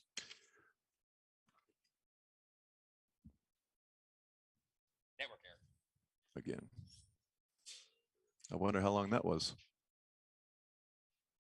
There, grab everything you need for your weekend, including a bottle of Jim Beam Bourbon, the official bourbon. Literally at the very end.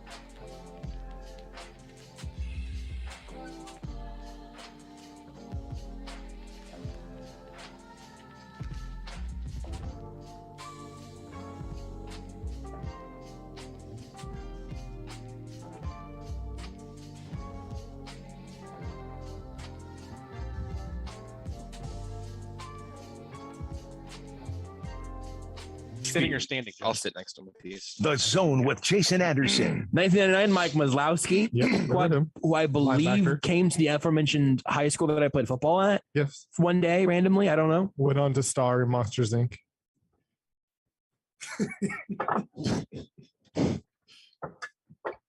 I broke Josh. I can't do this radio show anymore. I broke Josh.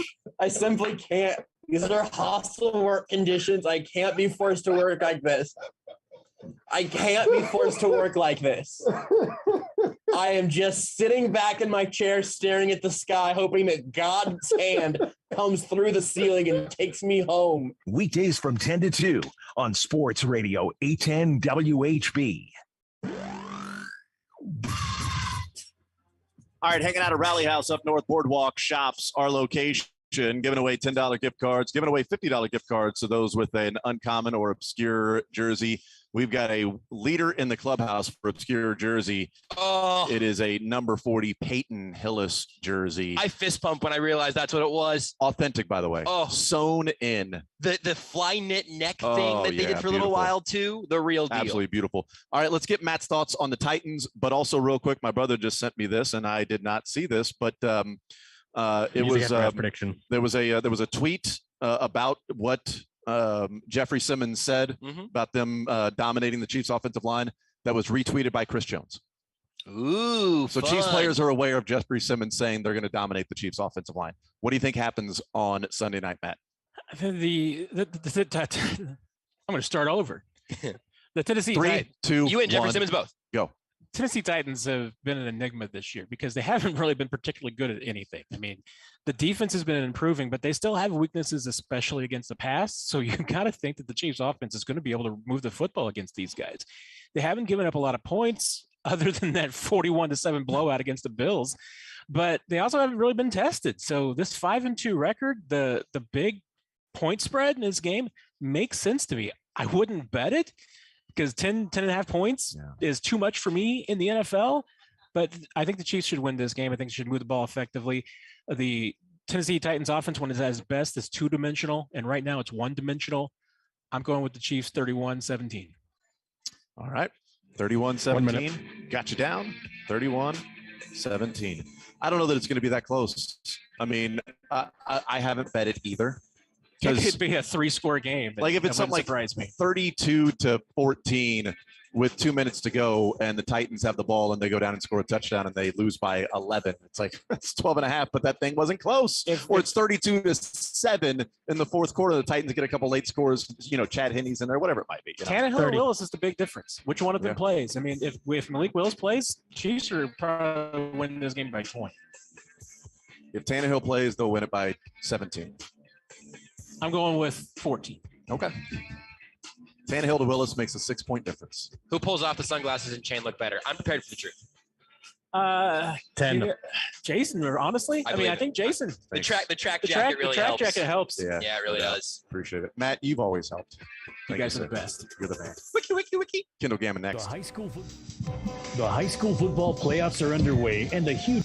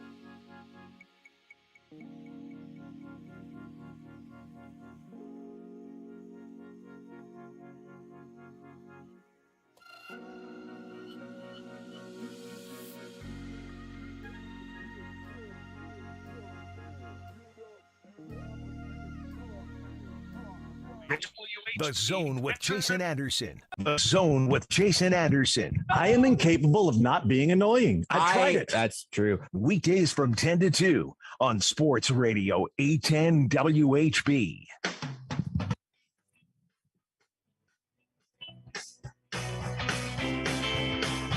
All right, we continue right here on Sports Radio 810 WHB. Jason Anderson with you. Josh Brisco, Beards, hanging out at Rally House up north. It is the Boardwalk Shops location is where we are at for the next couple of hours, heading up until 2, even with the rain coming down, just the skies opening up. You know, Gary Lezak did say 100% chance of rain, and he was 100% right. So come down here, hang out, see us, and buy some awesome stuff from Rally House. Cool stuff, cool gear, always new jerseys coming in as well. The stuff to get you ready for the tailgate. We are out of the $10 gift cards for those that are showing up just simply wearing Chiefs apparel. So we have run out of those, but we still have entries for the obscure, uncommon jerseys that we're wearing today and that people are wearing as they come in, and we're giving away 4 $50 gift cards for those. And we do have a leader in the clubhouse, and that would be Peyton Hillis is a leader in the clubhouse right now, but we're giving away 4 of those. So, you know, I don't know. Is there a chance that 4 jerseys come in and knock Peyton Hillis out of the number 1 spot?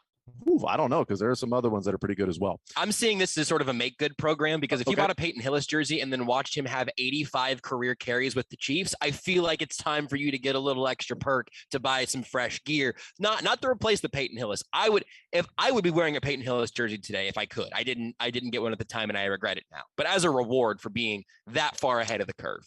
Dude was on the cover of Madden. 2011, 2012 with the Chiefs. I think it must have been 2010 or 11 from Madden. They did a whole voting thing and then never did it that way again. Let's talk with, somebody who should be on the cover of Madden if Sports Radio 810 guests were the ones that were listed. Kendall Gammon is our guest here on Sports Radio 810 WHB. And each and every time we talk with Kendall Gammon, we are very pleased that he is presented by Freeman Health System. Centered around you, Freeman Health System, your local hospital, joining your circle of trust, and also Crown Automotive in Lawrence. Your Lawrence new and certified pre-owned Toyota and Volkswagen dealership near Kansas City, Olathe, and Topeka. Experience the Crown difference at crownautomotive.com. Kendall, what's up, man? How are you, sir? You know what? I'm recovering. I just got out of the Body 20 workout. If you ask Tim Grunhard, he's doing that also. It's just it's a quick workout. So I'm kind of recovering from that and then just trying to figure out, number one, are 83 jerseys, Gammon jerseys out of stock where you're at? And number two, how many people have come in with one on? Well, that's the thing. If you're wearing a Kendall Gammon jersey, you cannot win because there have been like 4 or 5 people already showing up. So it makes it less uncommon, right? It makes it more common if that's all the employees here are wearing Kendall Gammon jerseys. Yeah, like they knew. They're hanging up there. There's only a couple left. They said they just had to restock this morning and they're almost gone again. So very popular Kendall Gammon number 83 jersey. And I'm going to tell you, I mean, it was all I could afford to pay all those people to do it, but it was well worth it. That's exactly right. Yes. And you had all those game jerseys you saved just for a moment like this that you can hand out. Hey, go wear this. Go wear this jersey there. Yes, I'm somebody. I was looking in the yellow pages, the white pages. The only person so far that has had a jersey that would have crossed time with you is Derek Alexander. It's the only one so far that a number 82 Derek Alexander has come in here. That's pretty special. Now I heard you talking about Maslowski. That one hasn't come in yet. No, we've had so many people say they have one, but nobody's stopped in with a Maslowski jersey yet. The text line is filled with people that apparently are Mike Maslowski fans. Wow, I'm guessing that text line is not filled with people saying I've got Gammon jerseys. I'm pretty sure of that. I really want to see one. I want to see a Kendall Gammon. You sent us a text of somebody wearing an 83 Kendall Gammon jersey. I did. That's a friend of mine, his daughters. They came up whenever they come up for the games. They insist and they wear my jersey each and every time. So it does happen. I'm ready to continue this. I want to help you represent the number 83 in the modern era. So if you can find a source for Kendall Gammon jerseys, I'm prepared to make that happen. Buy me a Kendall Gammon 83 jersey. That's wow. what I'm gonna do. I just don't know if you can. Well, you know what? Personalize. Yeah, you're exactly right. I heard that. That was a whisper, Joshua, but I heard it. Yeah, no, you cannot find an 83 jersey. You can find an 83 jersey, not just with my name on the back. I bet I can go to the NFL Pro Shop, put in a number 83 and the last name of Gammon, and they'll let me do that. I'll take a look. But I can do that right now. There you go. See, personalize. That would be the only way. I can do it. Kendall Gammon is our guest. Okay, so let's talk about coming off the bye week and the different, I don't know, maybe ways that coaches approach it and present it. Carlos Dunlap talked on Wednesday, and he sounded very surprised at the time off that they were given by Andy Reid and the Chiefs coaching staff. Like, he was like, well, I'm so refreshed. Like, I feel like I don't know, I'm a newborn now because I had all this time off. And apparently that hasn't been the case. And they did not tell them because maybe they would be worried about, I don't know, looking ahead already to the extra time off. But the bye week, what does it do for your body, for your mind, and getting ready for the quote unquote second half, or at least the remaining portion of the schedule? Well, what Carlos said is exactly right. It just freshens everything up. And I know back when I was playing, quite often we didn't get the full week off, but there would be a little kind of carrot thrown out there that if you win, you're going to get a couple extra days off. And they would end up doing it anyhow because they understand how important it is. But I think Andy Reid just understands how important it is to make sure that you get to your body as healthy as possible. And you can still come in, you can watch film and do those things, but take the physical load off for a while and give the guys a chance to rest. And I think that's so huge. And I think he probably gives Andy Reid, I'm talking about, probably gives off more time than others in the league, I would guess. Well, Carlos Dunlap, this is his fourth coach he's played with: Marvin Lewis, Zach Taylor, and Pete Carroll, and now Andy Reid. And he talked about just how surprising it was, right? I mean, that he got that much time off. So clearly, 3 for 3 in his career before he got to Kansas City, that wasn't the case, that there were a few days off, and Andy Reid giving all that time off. And then he said, checking with the players and like, yeah, no, this is what happens every year.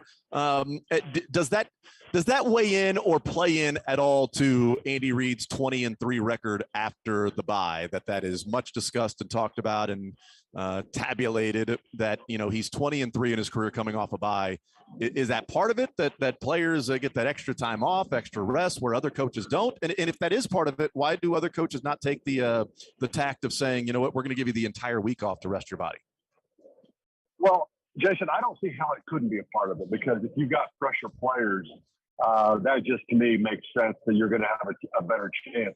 And as far as other coaches, if they see that and they don't do it, honestly, a lot of coaches, they just absolutely cannot help themselves. They just assume more is better. And it's just not the case. And trust me, I've played for some coaches where we had those 2.5, 3 hour practices, and it's more of an old school mentality, which you would think Andy Reid might be a part of, considering he's a little bit older than this new coaching era that's coming in. But Andy played the game, and he just gets it. And I just keep going to that. I mean, he is a player's coach in the sense of he shoots you straight, even if you don't want to hear it.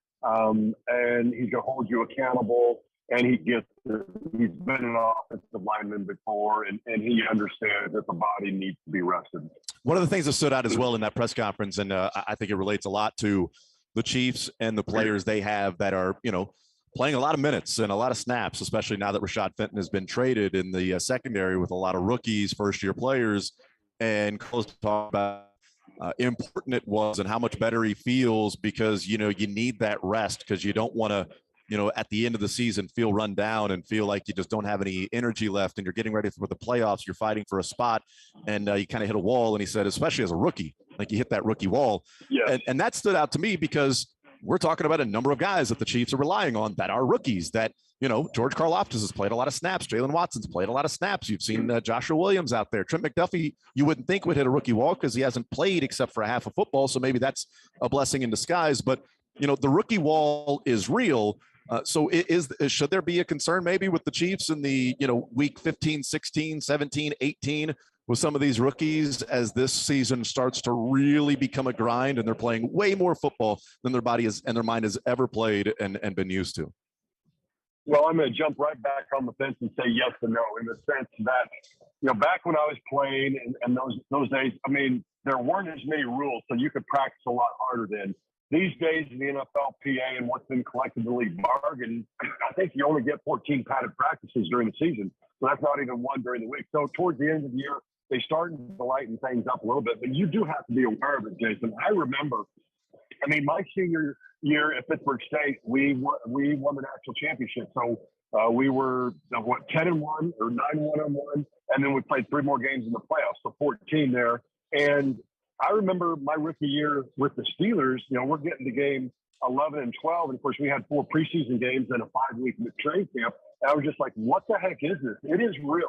You do hit it. You're not used to playing this much football." So the guys who take care of their body, they have a lot better chance. The coaching regime who listens to the folks who really are in tune with the body side of things are the ones that I think are generally more successful. And then there's always some outliers. But for the most case, I think Andy does a nice job of listening to those who he's got around him for specific reasons for what they know, specifically Rick Burkhalter, and they go after things the right way. Visiting with Kendall Gammon, he's our guest, presented by Freeman Health System and Crown Automotive in Lawrence. We discussed this week how different the trade deadline in the NFL is now from what it used to be, that now it has that Major League Baseball trade deadline feel to it. What was trade deadline like when you played? Did anybody care? Was there ever a talk or a thought about the trade deadline coming up? Because it always felt like, at least from discussing it from the media and radio and print standpoint, it was, oh, yesterday was the trade deadline. Oh, cool. All right, yeah, fine. Same team. Everybody's moving forward with what they had before. Yeah, in my mind, it was non-existent. I really don't remember it. I think maybe we traded. I remember trading for one guy, but I'm not even certain that was during the season. Some things took place in the offseason occasionally, but I'm not sure how that one went. But no, it didn't exist in my mind, and I remember almost nothing. I think back then, and I think maybe I heard Soren talk about it. Back then, coaches thought there's no way somebody could come in here and absorb everything during the season, but that's quite simply not the case. And now you see it. And I think it just adds another layer to the NFL and makes it more interesting and fun to talk about. Yeah, I'm with you. It's Tuesday was a blast. I had so much fun talking about what was going on Tuesday with the different moves, the potential moves, what the Dolphins did with Bradley Chubb and Roquan Smith being moved, Chase Claypool, the Packers not making a move, all the different things that went into it was really interesting. How long do you think it would take then, since that didn't really happen in your time, that if there was a trade, it was more the offseason? How long would it take for somebody, let's say specifically Kadarius Toney, he's traded for, he shows up in Kansas City, and then, hey, by the way, here's the playbook. Here is, what we may be doing against the Titans. Oh, and here are all your teammates and your new friends in a new city and all of that stuff, to be welcomed into a locker room and a wide receiver room and a receiving core, when now it's somebody else that's going to get targets and receptions and things like that. How does that work? Is that a media thing to where it's like, it may be tough to, or it's going to be easy, or, in reality in locker room, it's like, he's 1 of 53. Welcome in. Let's get to work. Well, I think that last part you said, Jason, is correct, but I just think it has a lot to do with the attitude of the person and how they come in. And with Kadarius, I think he sees a whole new world opening up to him. And I think there's a reason that the Chiefs go after people like themselves, because, sometimes you just need to change the scenery. And I know you know that, and you've heard it and talked about it. But I think there's very few coaches in the NFL that you would be hard-pressed to not want to play for, other than Andy Reid, in terms of, if you want to say resurrect your career, if that's the case with him, and no longer than he's been in the NFL. And the fact that you're coming into what's arguably the best QB situation in the NFL. I know you can make an argument with some other things, but arguably the best. I don't see how I couldn't be excited. I know for myself, my 5th year with the Steelers, I made the team, and I was cut the next day. And 10 hours later, I was in New Orleans, and I was learning all the plays. Because at that point in time, I was 310 pounds. I was a long snapper, but I was also an offensive lineman. And I was just studying day and night to get things ready, because I was a backup lineman and I had to possibly go in. So it could happen.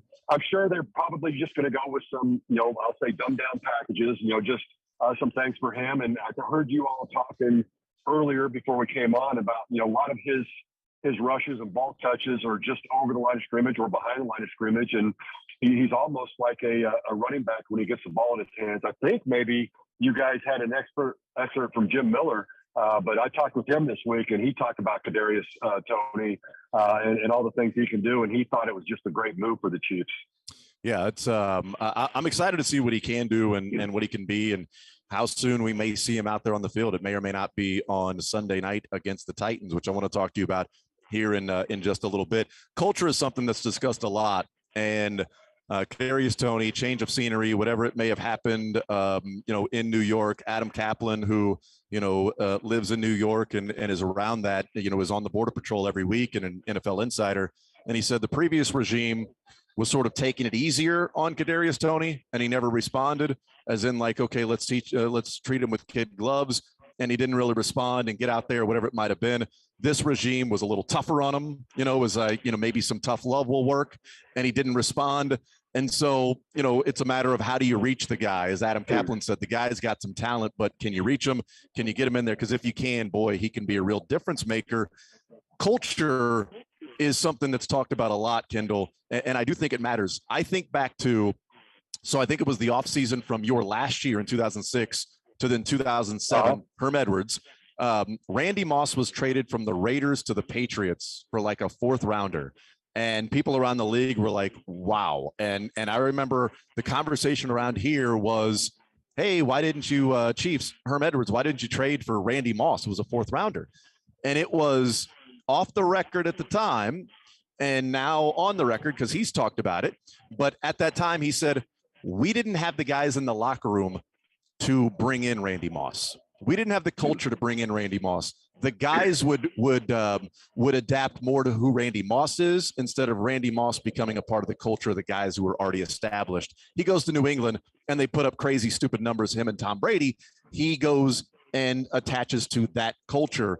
That I think about that a lot because the Chiefs are now in that position, right? The Chiefs are the ones that can bring in or take chances and trade for a quote unquote Randy Moss for a 4th rounder and say, no, he's going to join us. And if not, that's fine, move on. But we don't run a risk of guys running astray because this guy comes in and can infiltrate the locker room and other guys start to look at him and say, well, I'm going to follow that because they don't have the leadership structure or the culture.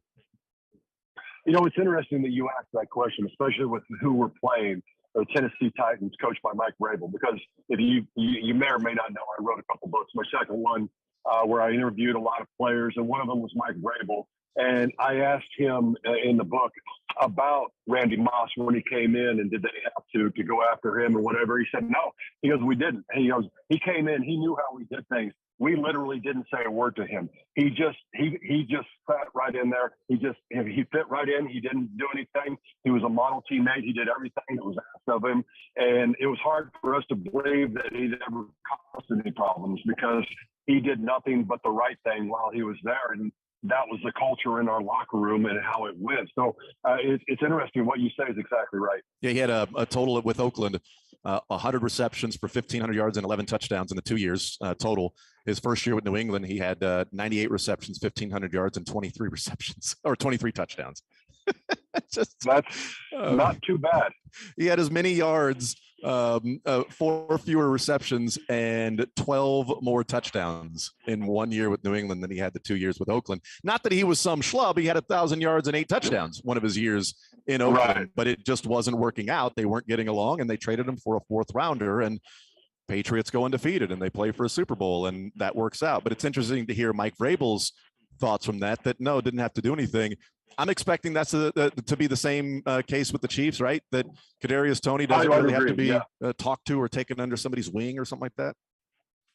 No, I don't think so. I bet some people will try to and help him out. I think probably you're even seeing Mahomes do that a little bit. But the fact is, I think a Kelsey, a Mahomes, I mean, they wouldn't even have to say a word. I would think they could just kind of look at him like what the heck? What's going on? Wouldn't have to say a word, and I think the message will get through. I've seen times in the locker room where new people come in and they get a little bit out of line, and leaders on the team. I mean, they can police it without saying a word, just kind of looking at them like really? No, that's not how we do it here. And of course, my 4 years in Pittsburgh, I always go back to because those were with Coach Cowher, who's of course in the Pro Football Hall of Fame, and I just thought he was a great coach in terms of how he handled the players. I think it helped tremendously that he was a former player, and he got rid of the people who couldn't conform to things, and he brought people in, like I told you last week or the week before, of like a Kevin Green to make the locker room stronger.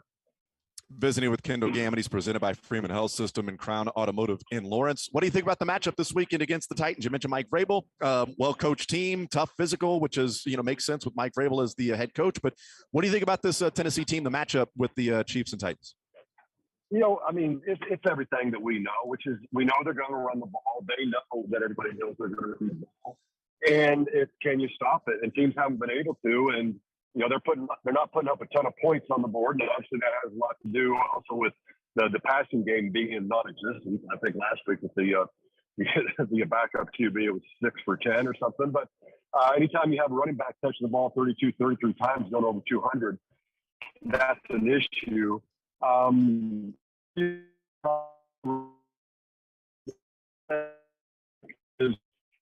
look at the defense of Tennessee, particularly the front four, but they hold the last two teams that they played to 10 points, and I think that's a big deal. So, I think the Chiefs have to play their game. It may be a little bit lower scoring game. I see something like a 27-21, 27-17 game. I think the Chiefs come out on top because of that defense. But overall, I just don't think the passing game is there for Tennessee, and I don't think Derrick Henry alone can beat you. What do you make of Jeffrey Simmons' comments? We just talked about this a few weeks ago with Shaq Barrett saying that they have a chance against the Chiefs offensive line to have a coming out party. And then Jeffrey Simmons saying, yeah, I've watched the offensive line on film and, we can dominate. We can go up there and dominate that offensive line. Chris Jones has retweeted the comments. The players are aware of it. Bulletin board, whether it matters or not, it clearly felt like it touched a nerve with the Chiefs when Shaq Barrett said that, because they talked about it after it was over about, there was some talk and people saying that we weren't up for the challenge and things like that. They were talking about Shaq Barrett. I'm not sure the point of, Jeffrey Simmons coming out and saying that because just go show it. Like, what do you see from the Chiefs on film, and what do you think of this matchup? Good team. Patrick Mahomes, you know how good he is. We faced him before. We know it's going to be a dogfight. I love players telling the truth because it gets this. But I also understand why players give the coach speech, the robotic, answers, because it doesn't make a whole lot of sense from a tactical standpoint for Jeffrey Simmons to say that they're going to dominate the offensive line on Sunday night. Yeah, I just imagine that Mike Vrabel got a hold of that at some point and just walked up to Jeffrey and just looked at him with his eyes crossed and like, really?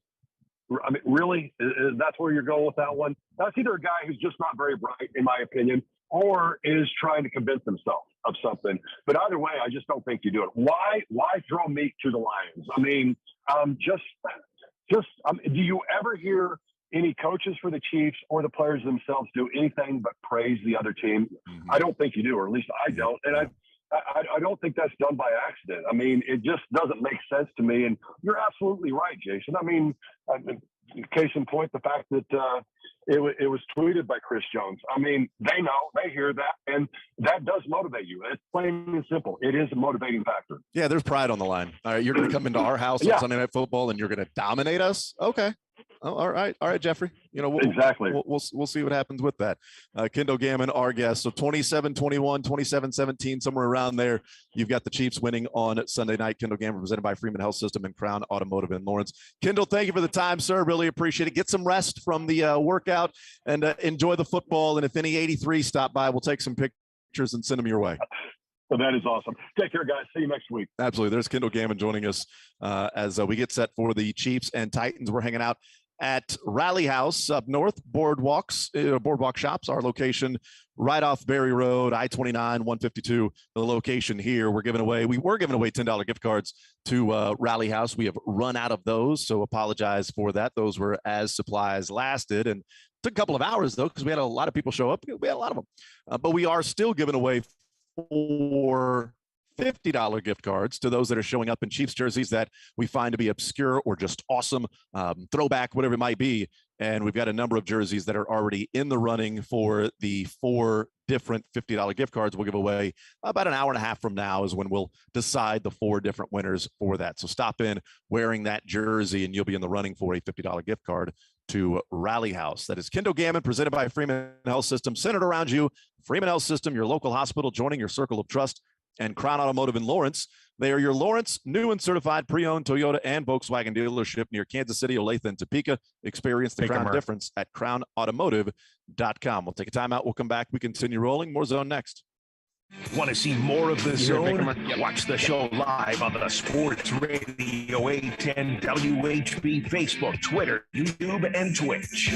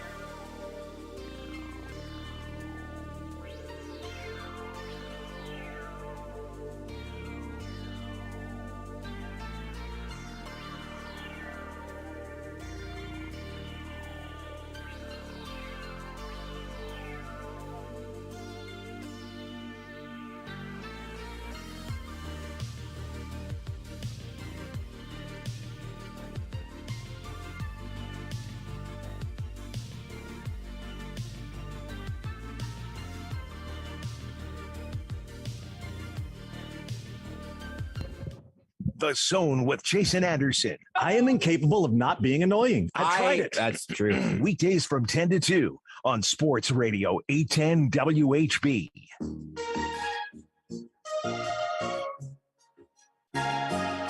All right, hanging out at Rally House Boardwalk, our location today, heading up until 2 o'clock. Hour and 20 minutes to get down here, wear a Chiefs jersey, obscure or not, fun. You'd be entered to win a $50 gift card to Rally House. We have 4 of those that will be given away later on in the show. You don't have to be present to win. You do have to show up wearing the jersey and write your number down. We'll sell it to telemarketers, not a big deal, but that's a price to pay to be able to, enter into win $50 to a Rally House. We don't do that anymore, right? I don't think so. I don't think we've ever done that. Oh, really? Okay, cool. Now, we just directly prank call them ourselves. That's what we do. Yeah, we will call you in our not on air even at like 7 p.m. on a Thursday. Like we're just gonna give you a ring. And also, I will say that if you do want to bribe Dylan, he's not that expensive to bribe. That's true. So that's if you want to have some sort of impropriety, I would say make Dylan your target. Yeah, you show up. You bribe Dylan. You find him somewhere at the other part of the store. You bribe Dylan and you say, "Hey man, I've got to come up with some random jersey and say, here's $20. Just write it down. This is the jersey I left." And you're like, "Oh my God, I saw the guy back there. I didn't see it. He walked out. Did you guys see that? It was at the break. He left. He was wearing this jersey. That's got to be like a $50 gift card." Then that guy gets $50. Dylan gets 20. It seems like everybody wins except for those that actually showed up in a jersey. If you had to make up a jersey to win the most obscure, who would you make up? The first name that just jumped to mind, I don't think is the best answer, but I did just think if someone walked in a Kyle Orton jersey, I'd give him a hug at least. I think you can go more obscure than that. Peyton Hillis is our leader in the clubhouse right now. That's a great one. I have better than Orton. I have the same one every single time. Sean LaChapelle. What about Brian Shea? Brian Shea would be a good. Lance Long would be a good one. Lance Long would be awesome. 53 Lance Long. There's a mimetic quality to that that I really like. I could take 53 Lance Long. How about a Bobby Scipio? Oh, Bobby Scipio is good. Jesse Haynes. Yeah. Yeah, those are some good ones. Who was that? Was it Joe Perez, the receiver that was like tried to make the team like 10 years in a row? Was always there in that camp? I can't remember that one yet, but I would have rewarded John Baldwin one again. Not necessarily the most obscure, but like if you bought a John Baldwin jersey off the first round hype, it's time. It's time. It's time. Here's $50. You put it to a good cause. It is time. This is the loudest I've ever heard a speaker at a remote, and it's kind of unsettling.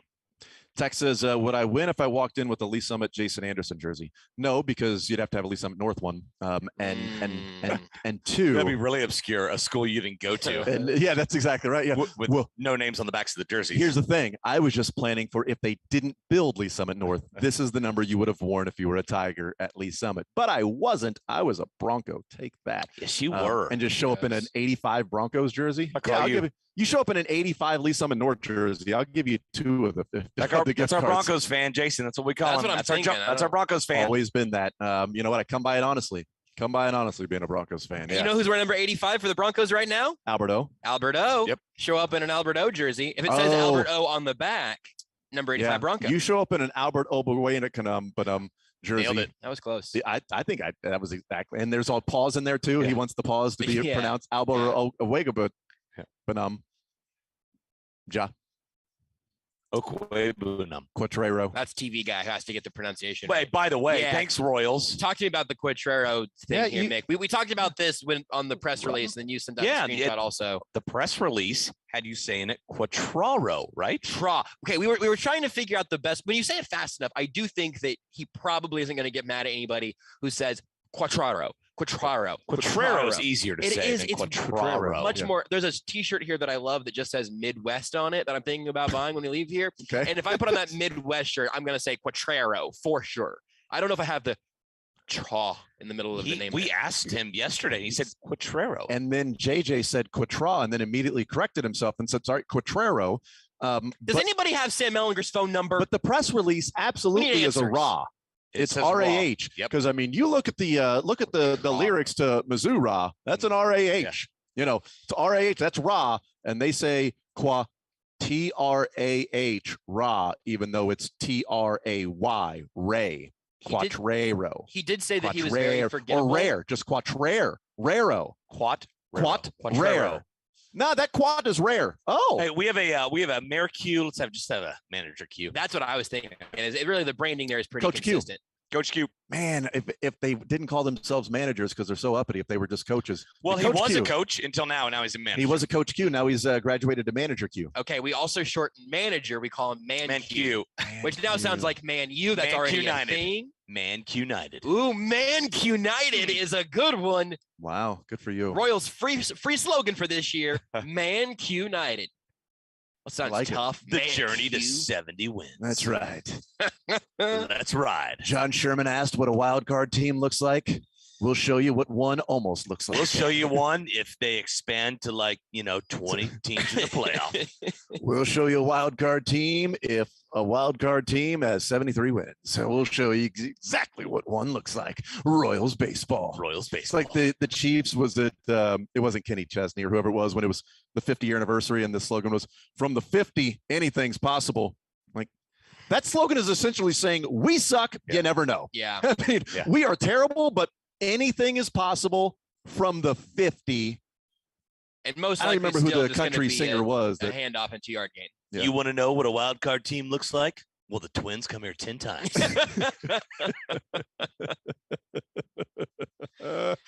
right up the road. Right up the road. Managed by Rocco Baldelli. Get your tickets now.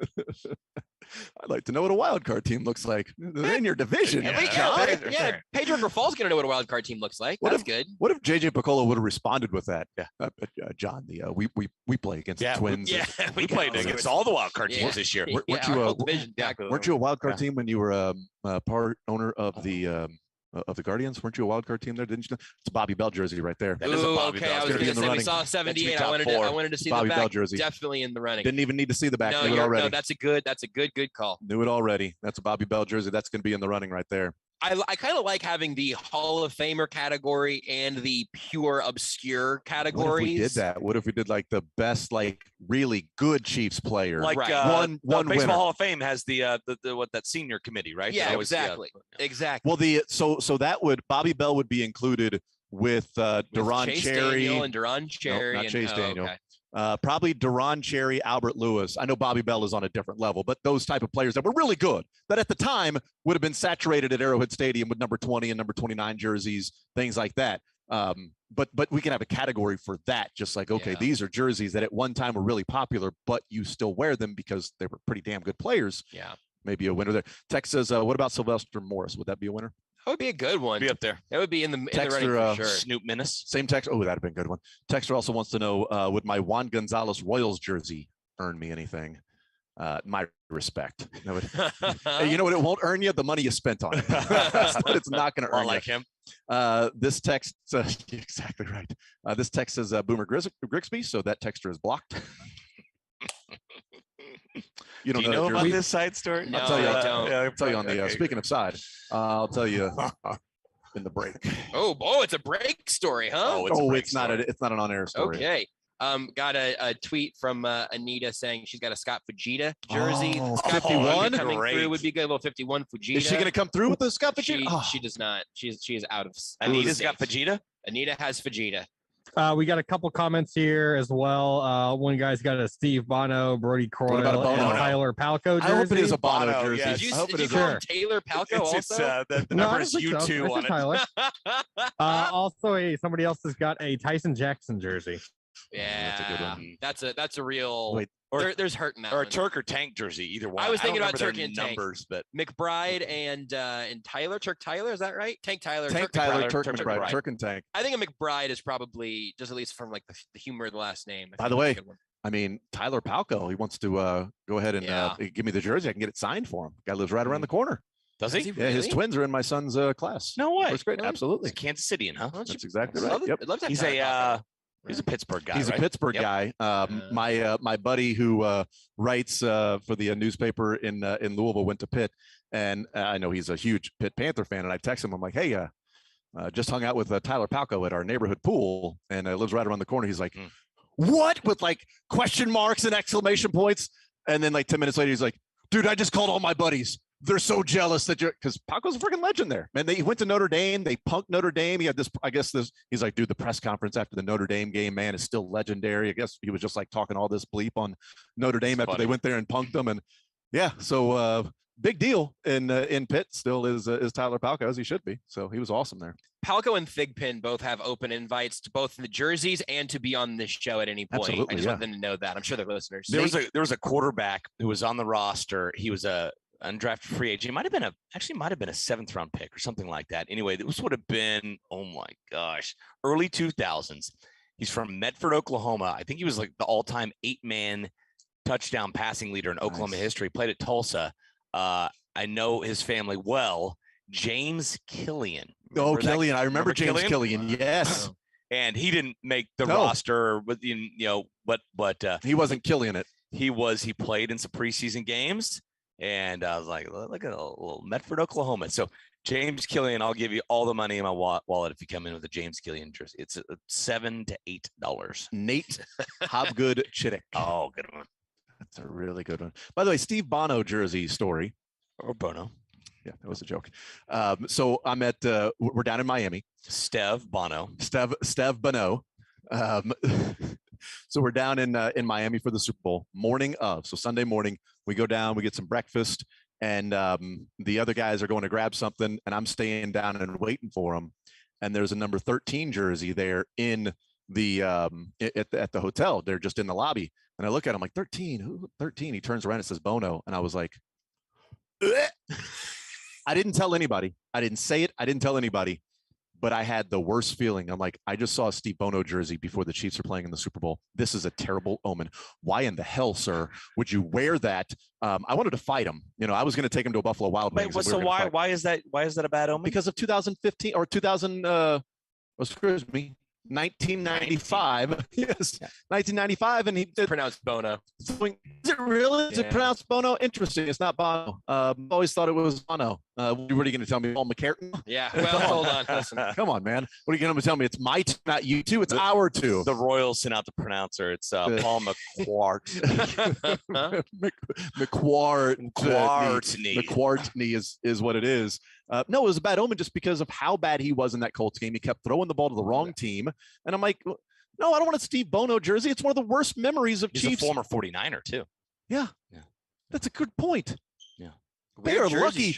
They are lucky they won because I would have found double jinx. I would have stalked that guy. I would have found him. I would have met him at Buffalo Wild Wings. Bono's had the longest run by a quarterback, right? 95 yards or something like that. It was like 78 or something like. It may not be the longest now. That was in Arizona. I don't know if somebody's passed him up with that, but yeah, that was great. There was the old bootleg. Maybe Danny Dimes was going to have it before he tripped a few years ago. God.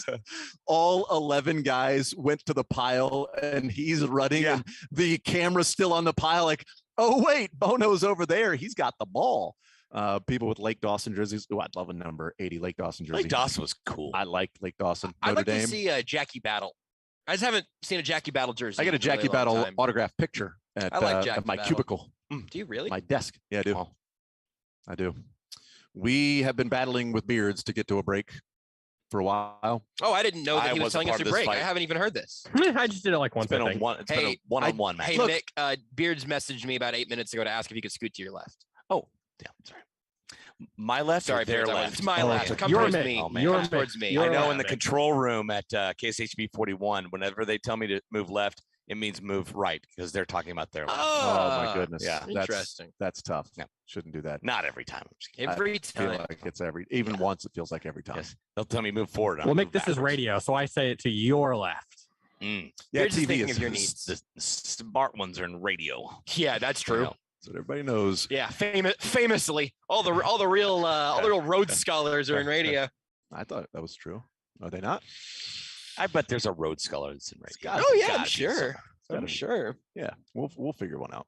913-912-4810. We'll take a timeout. We'll come back. We'll talk some Chiefs and Titans. Also, Josh alerted me earlier today that Zach Greinke would like to play another year. Yeah, and if that's what the Royals, he texted me. That'd be cool. I saw him at Shields. He alerted Josh. Josh alerted you. That's right.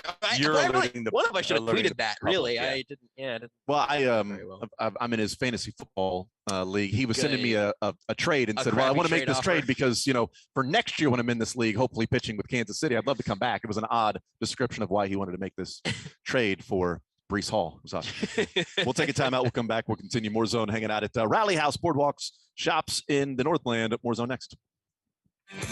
Follow the show on Twitter at J810Anderson, at JB Brisco, at Beards McFly, and at Sports Radio 810.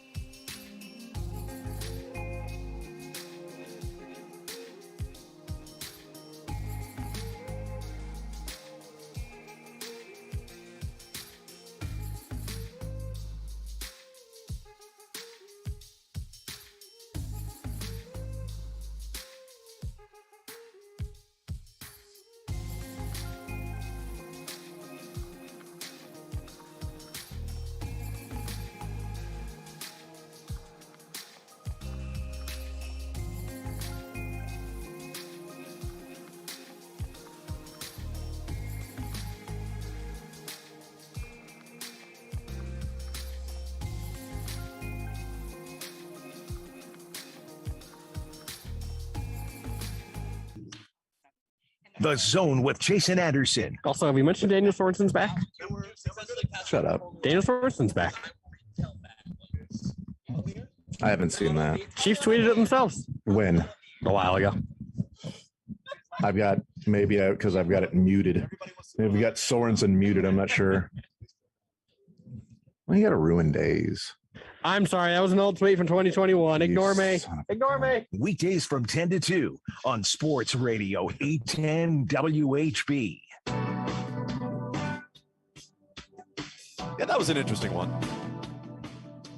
Really, I was so confused as to why they would re-sign Dan Sorensen. What's the point of that? Oh, sorry, that was last year. I didn't look at the date. Beard's far away from the mic yelling, "Ignore me!" is always a concerning weather balloon for whatever else has been going on. So Zach Greinke wants to return, wants to pitch one more year for the Royals.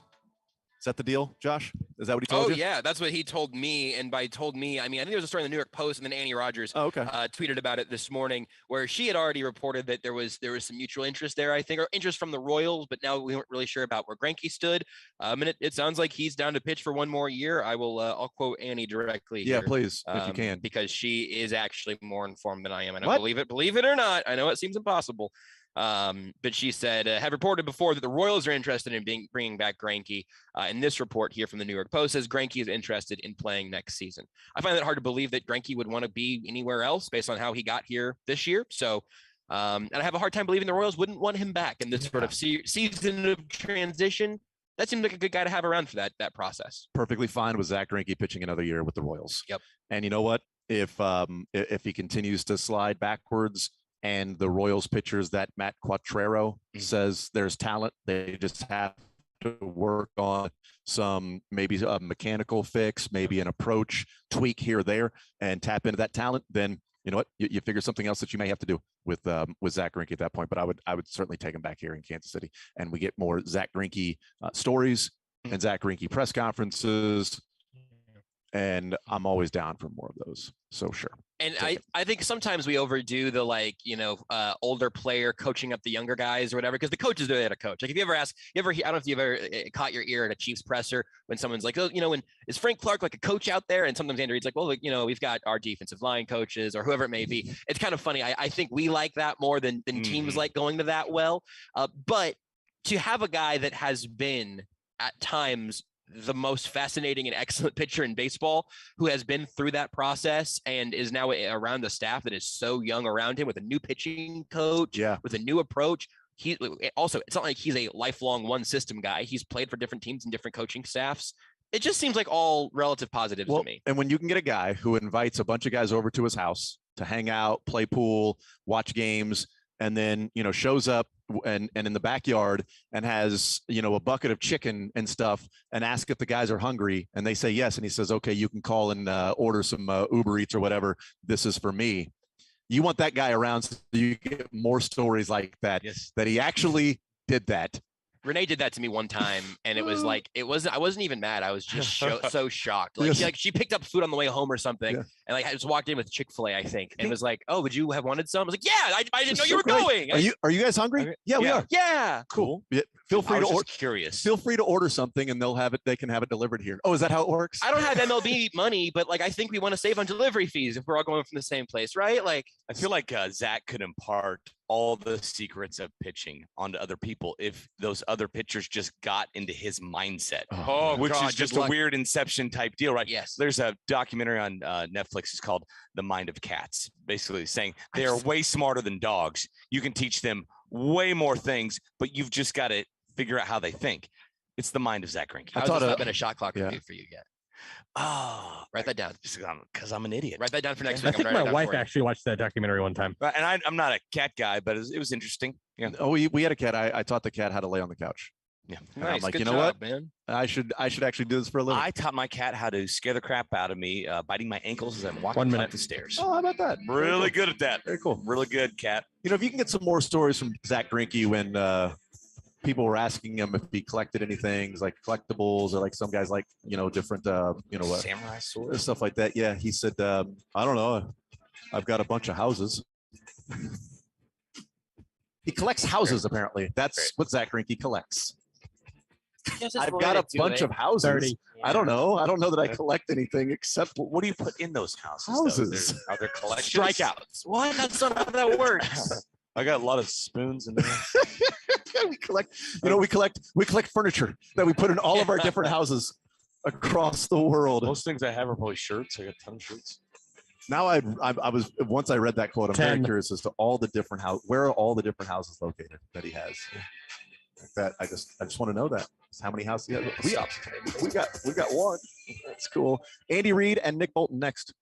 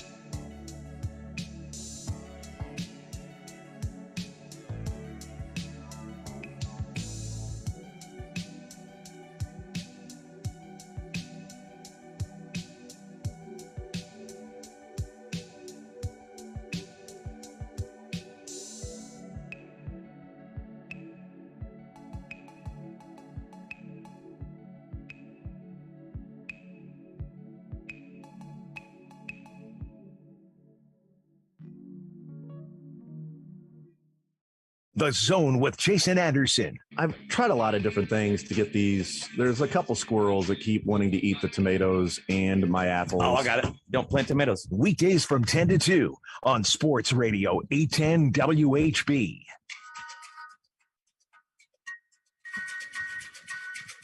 All right, Chiefs Titans coming up on Sunday night. We'll get predictions to what we think the score might be. That comes up a little bit later on this hour. We'll hear from Andy Reid and Nick Bolton out at the Arrowhead practice facilities here in just a little bit. Hanging out at Rally House up north. Boardwalk Shops is our location off of Berry Road by 152-29 is where we're at for the next hour until 2 o'clock.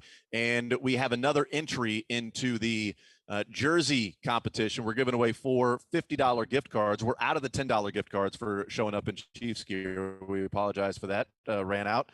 But we are still giving away the 4 $50 gift cards to Rally House for the Chiefs jerseys that are being worn in here. And adding to the group is now a Scott Vegeta jersey. The guy walked in and said, I think Tad. Yeah. Tad Brewer or Tap Brewer. I don't know. It'd be great if it was Tap Brewer. But Tad Brewer walked in and said, well, he can hear us. I also hope he wasn't supposed to be off the at work walls, right now. reverberating all our words. I mean, listen, I want to live in a world where I can say stupid stuff on radio and not see like listeners' reactions. Yeah, that's the better way of doing it today. Yeah, people are surprised when I tell them I don't like public speaking. Oh, hey, like you talk on the radio. No, I don't. Different. I mean, I talk in a room that Josh and Beards are listening. Yeah. And if anybody else listens in, they're eavesdropping on our conversation. That's the way I view it. I talk to a camera that's not even operated by a human. That's a good point. And Kevin and Dia are on their phones. They're not even listening. Yeah, that makes sense. Yeah. Typically, I'm not listening either. I just turn it on for the view of you. Thank you. It's great. Yeah. You mute me. That's right. People are like, but you talk on the radio all day. I'm like, no, I talk to 2 guys or 3 sometimes. And if anybody's listening, that's their choice. Okay. Right. But this is a conversation that we're having in a room. They're almost eavesdropping at that point. Like, it's like, hey, we're having a private conversation amongst us. Like somebody texting in like, whoa, what are you texting in about my conversation here, guy? Lay off, guy. Weirdo. I mean, come on, man. It's just, this is an A and B conversation. See your way out. But yeah, Scott Vegeta added in to the mix as well for the jersey giveaway. We'll hear from Andy Reid and Nick Bolton. Nick Bolton, a good one to have at the podium today. Not that he's going to really say anything, but, you know, he was maybe the guy that had a good game. Yeah, remember last year? Who had a good game? Nick Bolton. And? Yeah. Nick Bolton, I believe, had a good game in that he was awesome. That was game against the Titans. That was just an anomaly of a game. It's the worst loss in Patrick Mahomes' history in the NFL, right? It's more points than even the Super Bowl. Yep. One of 2 games, including the Super Bowl, where they never scored a touchdown with Patrick Mahomes as a quarterback. That was when I maybe peaked on Twitter when I said, like, it was like, I don't know, 24-3 at the time. I said, listen, guys, I don't care how bad it is now. I still see this Chiefs team playing a couple games in January. No, you don't. Right. No way. No way. That was great. This idiot. It went viral. So many people call me an idiot. Such a great tweet. And I just chased that feeling. And I would be like, are you sure? I really think they can play. They were like, yeah, check back. I'm going to check back with you. I'm like, all right, check back on January 9th, which is going to be their final regular season game against the Broncos. Yeah. Check back on January 9th. So it was a great tweet. I loved it so much. And they ended up playing 4 games in January. That's right. Also, they were down 27-0. So they were never down 24-3. Wow. 27-0 at half. And then the Titans were like, are we good? We good? Okay, cool. Let's just they played. Hand the ball off the whole time. They played 5 games in January? 1, 2, 3, 4, 5. Yeah. Yep. 5 games. It was the 30th would have been the AFC Championship. That's right. That's right. Yeah. Yeah. So the numbers for the game, looking at. So those people were wrong in both ways. Yeah. Wrong in that they were gonna always play 2 games in January, but also wrong in the sense that, okay, this team was good enough to rebound. That's right. And go and get to the AFC Championship game. That's the fundamental Twitter experience. It's like not getting the joke and being factually wrong. And there's nothing more. You know what? I wish I could pay $8 a month for that. That was, in fact, you know, I remember it now because I'm looking at the numbers for Nick Bolton. I remember the conversation coming out of that game because obviously a lot of frustration. But even Nick Bolton, it was, yeah, he was awesome, but he's so bad in coverage that you got to figure something out. He was targeted 6 times, and the receivers had 5 receptions for 48 yards, but he had 15 tackles. So it was like, okay, he's a rookie. He was there to stop Derrick Henry. He had 15 tackles, and Derrick Henry had like 24 carries for like 80 yards. I think Nick Bolton did his job. Yet even coming out of that game where the Chiefs scored 3 points and Mahomes played his worst game and the offense looked lifeless the whole time, it was, yeah, but Nick Bolton can't cover anybody. That's where we're going with our commentary. And maybe it was a black and gold sunglasses that I was wearing, but I'm like, that guy was the only one that showed out in the game. He was everywhere, and he was tackling Derrick Henry by himself. There were tackles, him and Derrick Henry one-on-one making the tackle. He was phenomenal that game. And that was really when, to me, it was like, okay, they've got something real in Nick Bolton.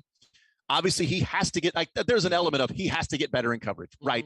That was a takeaway coming from that game, but that didn't seem like the main takeaway to talk about with that game with Nick Bolton. The main takeaway from that game seemed like, AJ Brown. Oh my God, that was my main takeaway. Nightmares. You can't guard some. Why can't this team is broken? Yeah, and so, but it was like, okay, they got something. They got a guy that will tackle. That much for sure. If he's there, he's going to bring him down. He's a sure tackler, and we've seen that with Nick Bolton in his time. A few games after that, Brown had over 100 yards receiving for the Titans, and that was the last game the Titans have had a 100-yard receiver. Did you hear my stat about this 9 year? games ago. It was in December of last year. Did you hear his stat about AJ Brown? Here's my stat. By my stat, I mean I found on the internet. This is before last night's game where the Eagles obviously played. Entering this week, AJ Brown had 659 receiving yards. Tennessee Titans wide receivers have 658 combined. No way. That is amazing. 658. What about the touchdowns? It's got to be close, I would imagine. I don't. No, now it's an extra one, but because AJ Brown had 3 last week. The wide receivers only have 2 receiving touchdowns. So he had more last week than the receivers have on the year. Good Lord. That is correct. Yeah. Also, they only let Malik Willis throw the ball 10 times, so that'll happen. What was it against Derrick Henry last week against stacked boxes? 8 or more guys in the box, 18 carries, like 120 yards rushing. Unreal. He's actually a guy you don't want to stack the box against in that, like, okay, once you get out of that little area, there's a ton of room to run. Yeah. Right. And he's the one guy that's going to bust through a couple tackles there. And then all of a sudden he's off to the races. I want to have layers there. A fun Derrick Henry stat as well. Maybe a crossbow. That's right. There is because the Gazelle is running. Vehicle? No, that is Derrick Henry. It's Derrick Henry. Actually, it's a common mistake. Yes, the Derrick Henry stat of he had 200 rushing yards and 2 touchdowns this past weekend. That he now has 6 in his career of 200 rushing yards and 2 touchdowns in a game. The second most all time is Derrick Henry 4, specifically Texans. And then LT and Jim Brown and Barry Sanders have 3. Wow. So Derrick Henry has 6. Derrick Henry specifically against the Texans has 4. Walter Payton playing in that division. And Barry Sanders have 3. Here is Andy Reid. And he'll be listed as out. Look forward to challenging playing the Titans. We know they're a good football team, and you got to be on your best game when you play against these guys. So, guys had a good week of preparation, and look forward to the challenge. Time yours. Without Jody Fortson, obviously you like to run a lot of 13 personnel. How's this going to affect what you want to do with the tight ends? Yeah, we'll be all right. We got enough receivers, that we can put those guys in and do whatever we need there. Yeah. So. How has Tony come along as you've seen him out in practice? Yeah, you know what? He's done a good job. I appreciate his effort, and he's a fast learner. And we'll see. We got a couple things in for him, but let's just see what happens. But he'll be up on Sunday? I think so. Yeah. Right now, I'd tell you yes. Okay. And how did McDuffie look this week, and will he be up also? Yeah. He looked good. And right now, that's what we're thinking. We'll see. Don't hold me on all of these. I got to see what. Coach Jody had a quad thing in training camp. Is this a re-injury or is this something that's? Yeah, it's new. Yeah. It was on that hit. It was like the 6th, 7th play of the game when he caught the slant, and he played. Then he played the rest of the game. So I mean, for having that much blood in there, that's quite a deal.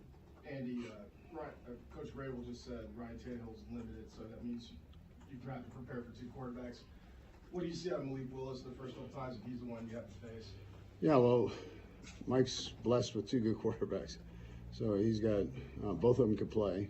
I've had a chance to look at last week's game, Malik, I mean, he's a heck of a player and going to do nothing but get better. And so, and then Tannehill he's a good football player too. So that's not a bad situation, I wouldn't say. Malik, he can throw the ball, strong arm, can run the ball, exceptional. So you got to have it all covered.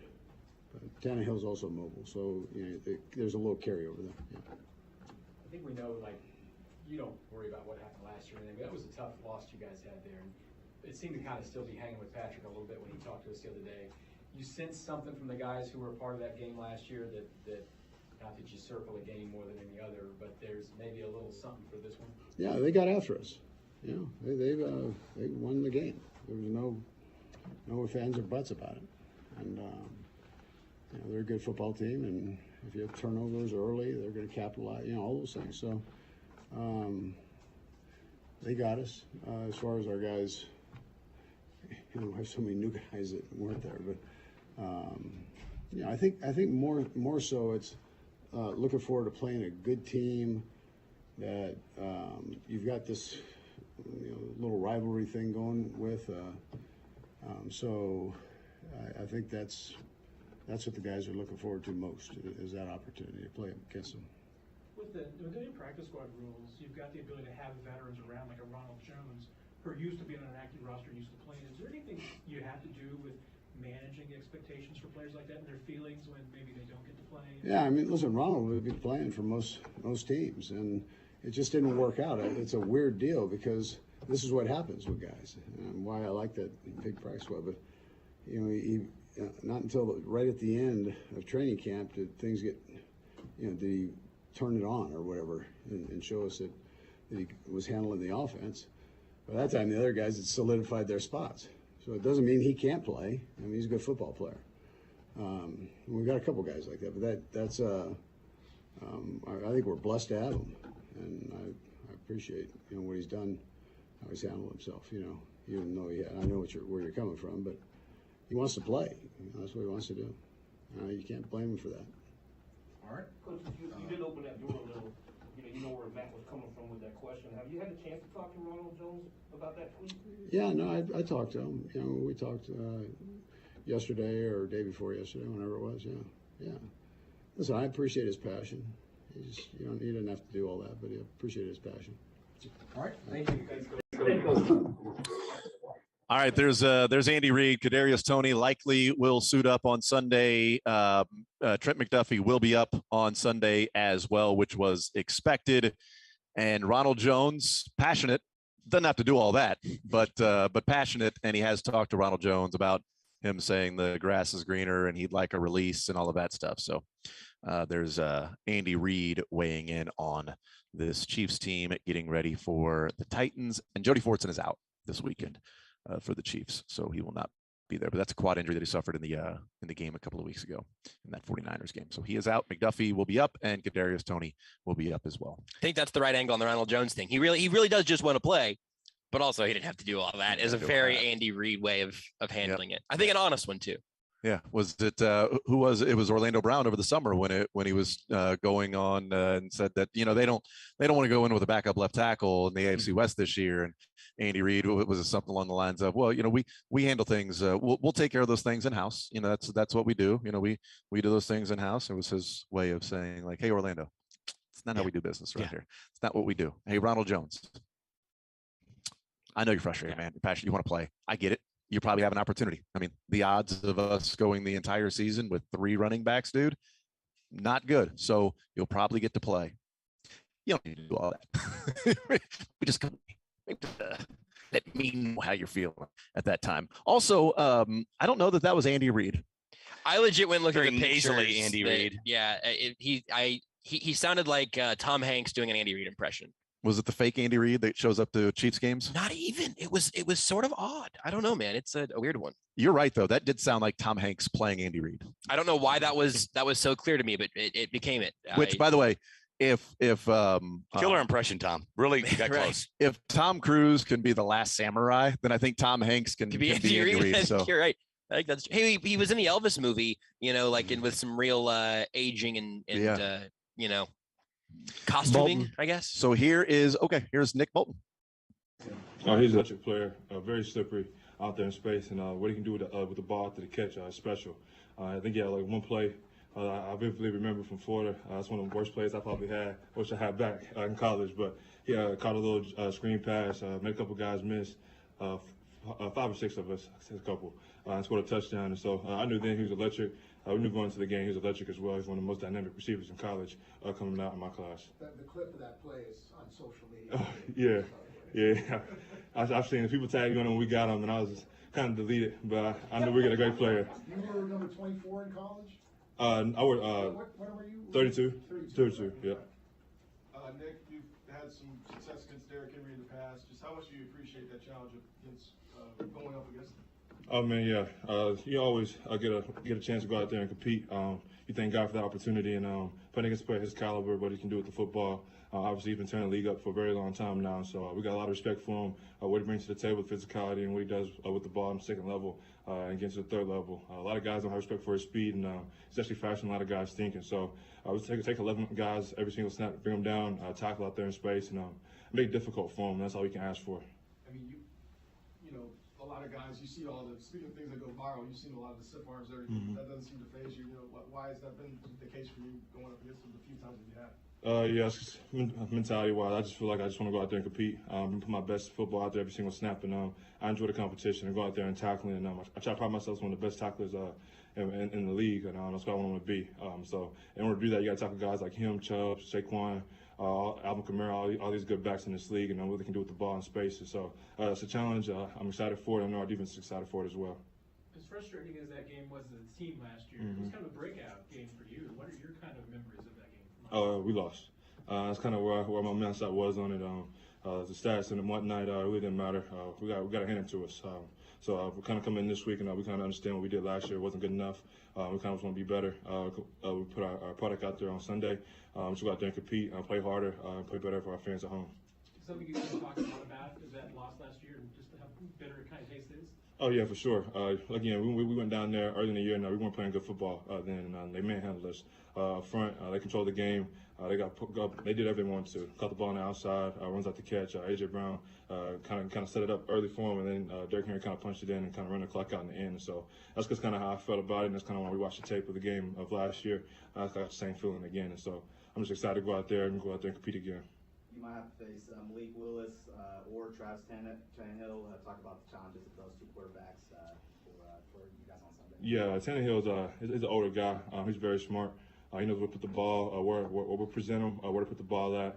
He does a lot of different things for him. He's actually a better runner than he gets credit for as well. On some critical downs, he keeps the ball, and when everybody sells out on Derrick Henry. And Malik Willis, watched a little tape on him as well. Since I think Tannehill didn't practice yesterday. So I kind of watched a little bit of him. I was actually just watching TV, watching him in college, and I got respect for his game a lot too. He's dynamic in preseason. He's able to do a lot, shape out the pocket, extend plays with his legs, and kind of do some things kind of a little like Lamar in terms of extending plays and keeping his eyes downfield and also be able to run. So we have to respect that aspect of his game going forward. Anybody else? Thanks, Nick. Yeah, thank you. All right, there's Nick Bolton. Hey, you had a breakout game last year. What do you remember that? We lost, which, by the way, hey, you know what? That's what you remember. That's what you take away. A lot of people remember that game apparently because Patrick Mahomes, we weren't ready. They beat our ass. Nick Bolton, awesome game. You were all over the place. 15 tackles in the game. What do you remember? We lost. If I remember right, didn't they keep Derrick Henry out of the end zone? But didn't Derrick Henry throw a touchdown? He threw a touchdown. Yeah. The first touchdown of the game was Derrick Henry. I talked about was yesterday or a couple of days ago that for as much as Derrick Henry is discussed in that game, they converted 15 first downs. So not like, hey, here's a first down play. No, here's a play that resulted in a first down. Those 15 plays were 11 passes, 4 runs. One of the runs was Ryan Tannehill on a pass attempt, then scrambling. So 12 of the 15 times they were getting ready that they converted a first down, it was on a pass. 3 yards per carry for Derrick Henry on that day. And that's where this year, not having A.J. Brown out there matters because he was instrumental in 2 touchdown drives for the Titans including the one in which he had 76 yards receiving and a touchdown on their second touchdown drive to go up 14-0. But yes, it was a touchdown pass by Derrick Henry, Ryan Tannehill, a couple of touchdown passes, and then a few field goals. And then, that point. Is Jeffrey Simmons going to play? Do we know for sure? He's going to play. He didn't practice all last week. So the Titans do things differently. So you cannot practice on a Friday and still play. So Henry's on the report every day. Much, right? It's sort of rest, right? But Jeffrey Simmons was a DNP all last week and then played. He'll be a DNP all this week. He'll play. Ryan Tannehill was limited in practice, and he's going to be a game time decision. He said it is pain tolerance, which is really interesting for a player to say about it. I wouldn't play any of the games. Horrible. Yes. But isn't that interesting of a player to say, well, it's just a pain tolerance thing? And then if you don't play, haven't you opened yourself up to? Hardman did that. Yeah. Hardman did that with his heel. He said it's a pain tolerance thing. And Gary Pinkel got a lot of flack because he said that about James Franklin and said, well, James Franklin isn't playing right now. It's more of a pain tolerance thing for him not to be able to play, as in like, it's not a structural issue. It's just how much pain can he handle? It's like, dude, that's a college quarterback, Gary. Like, now you got Missouri fans that are already not fans of James Franklin, who might be one of the most underrated Missouri players in Gary Pinkel's time, and James Franklin, that are like looking for the next guy. Now they've got an excuse of, well, he's not tough. I just hate when it comes down to that. But if Ryan Tannehill, if the player says that, I think it's different. If he says it's a pain management, pain tolerance thing, if I play on Sunday. Oh, okay. And that doesn't necessarily have to be a negative thing. It doesn't make you a wuss if you don't play, right? It's football. You could be in a tremendous amount of pain. Even Thor's probably got some sort of pain threshold out there you're going to get to at some point. It's football.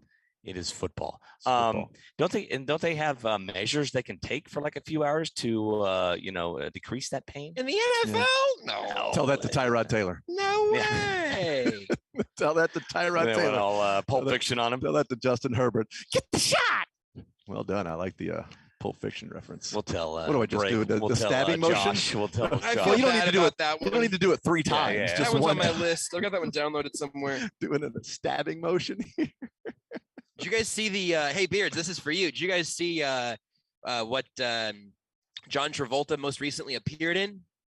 He was in a bizarre and wonderful ad for the new God of War game with LeBron and Bronny James. And who was the other? It was Ben Stiller and his son. Ben Stiller, his son, and then it was Travolta and his daughter. It is a great commercial. I didn't see that. But John Travolta is fully bald with a beard now. He finally stopped kind of hanging on to the hair game. He looked great. It's the best he's looked since Pulp Fiction. He looks like he's kind of accepted the. He looks sort of like he could play Brian Daboll in a movie where Brian Daboll's handsomer than he is in real life. Was it John Travolta or was it Nicolas Cage? Nobody knows. Do you guys have trouble? There's no way to know that. Telling them apart. Did I confuse them somehow just there? You're falling into our trap. It's a movie reference, Josh. Okay, cool. Good. Face Off. One that I've actually seen. Hey, all right. You see all the shirts that have a picture of John Travolta? This is Nick Cage underneath, or vice versa. No, that's very good. That's very. Sorry, I don't bleep around on my Nick Cage trivia, so I got really defensive when you were like starting to harsh my Nick Cage vibe. I want to take his face off. I gotta watch Face Off. That one I also feel bad about. No more drugs for this guy. The plastic surgery in that was impeccable, by the way. The best plastic surgery that's ever been done. Why can't a couple times, by the way? I mean, just brilliant plastic surgery. All you had to do was just exchange faces, and like apparently the skull underneath didn't matter. You would just lay the face there, and it's the. Well, you have to see the prequel Ghost Rider. That explains a lot of the skull face sort of stuff. Totally, and the voice thing. They changed the voice box and all of it, man. Yeah, outpatient procedure too is pretty quick. Great. It's very quick, man. It's so cool, and the fact that only a few people knew about it, who were then spoiler alert murdered, so that nobody knew about it. To keep that so secret with just a couple people, that didn't seem like it was smart. I want to take his face off. He said the movie's name. He said Face Off. That's the moment. There it is. The movie. Beards, if you said they something, wrote the script before the title and then went through like, what do we call this? Oh, this line right here. Yes, he's been a castaway this whole time. He said the name of the movie. This is amazing. Wasn't the premise of Step Brothers that they wanted to, like, the origin was like, what if there was a scene with 2 guys that were in their 40s that built a bunk bed. That's how it started. And it fell on the other one. That's how it started. And then like exploded from there. They started adding layer after layer. That's unbelievable. Just like, what if we had a bunk bed fall on him? Yeah. Okay, let's go. Let's noodle. Here's a movie. Let's noodle here. I think we got something here. I think we got an absolute classic comedy. Todd said they are confident that Travis Kelce will be at the podium today. We have been fooled by the Travis Kelce is going to be at the podium a couple of times. He'll pull some pump fakes. Once bitten, twice shy. He's hard to cover. We know this. It's a great point. It's a great point. Plus, he's probably like, yeah, I got an hour of my press conference on Wednesdays. You can go and just view that. Plus, I was on the Madden cast, or the Manning cast, I should say, on Monday. So you can go check that out as well. What should we do, Beards? Do we let's take a break. Do we go to break? Let's take a break. We're working pretty hard here. Okay. We will we'll go to break, and right when we go to break, Travis Kelce will start talking. That's going to happen. But we'll play that for you either live when we get back, or maybe the saved portion. We'll all find out together. Hanging out at Rally House in the Northland, the Boardwalk Shops showing up with your best uncommon, obscure, relatively unknown Chiefs jerseys, and we're giving away $50 gift cards here at Rally House before the show is over. About 30 more minutes when you can go and enter into that. More Zone coming up next. Follow the show on Twitter at J810Anderson, at JB Brisco, at Beards McFly, and at Sports Radio 810.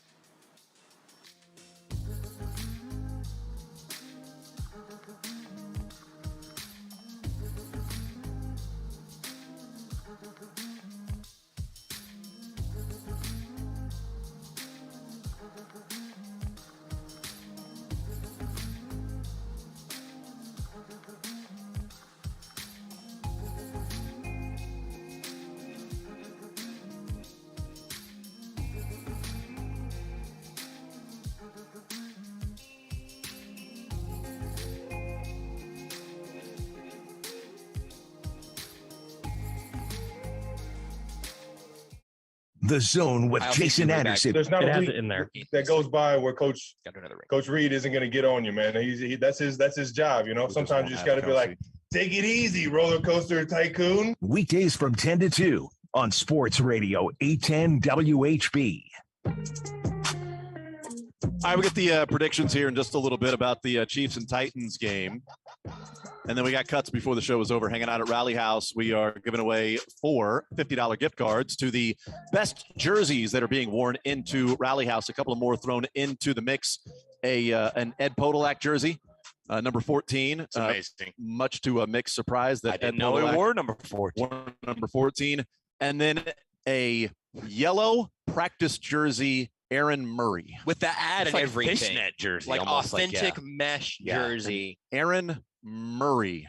Any practice jersey is a good one. Any That's right. fishnet. It's a good one. Yeah. You like fish? Wow, you walked right into that one, man. Walked right into that one. This is a walk-off for me. Unlike seafood restaurants, you walked right in there. All right, so Orlando Brown in the locker room. Todd Lebo went and talked with some of the offensive linemen.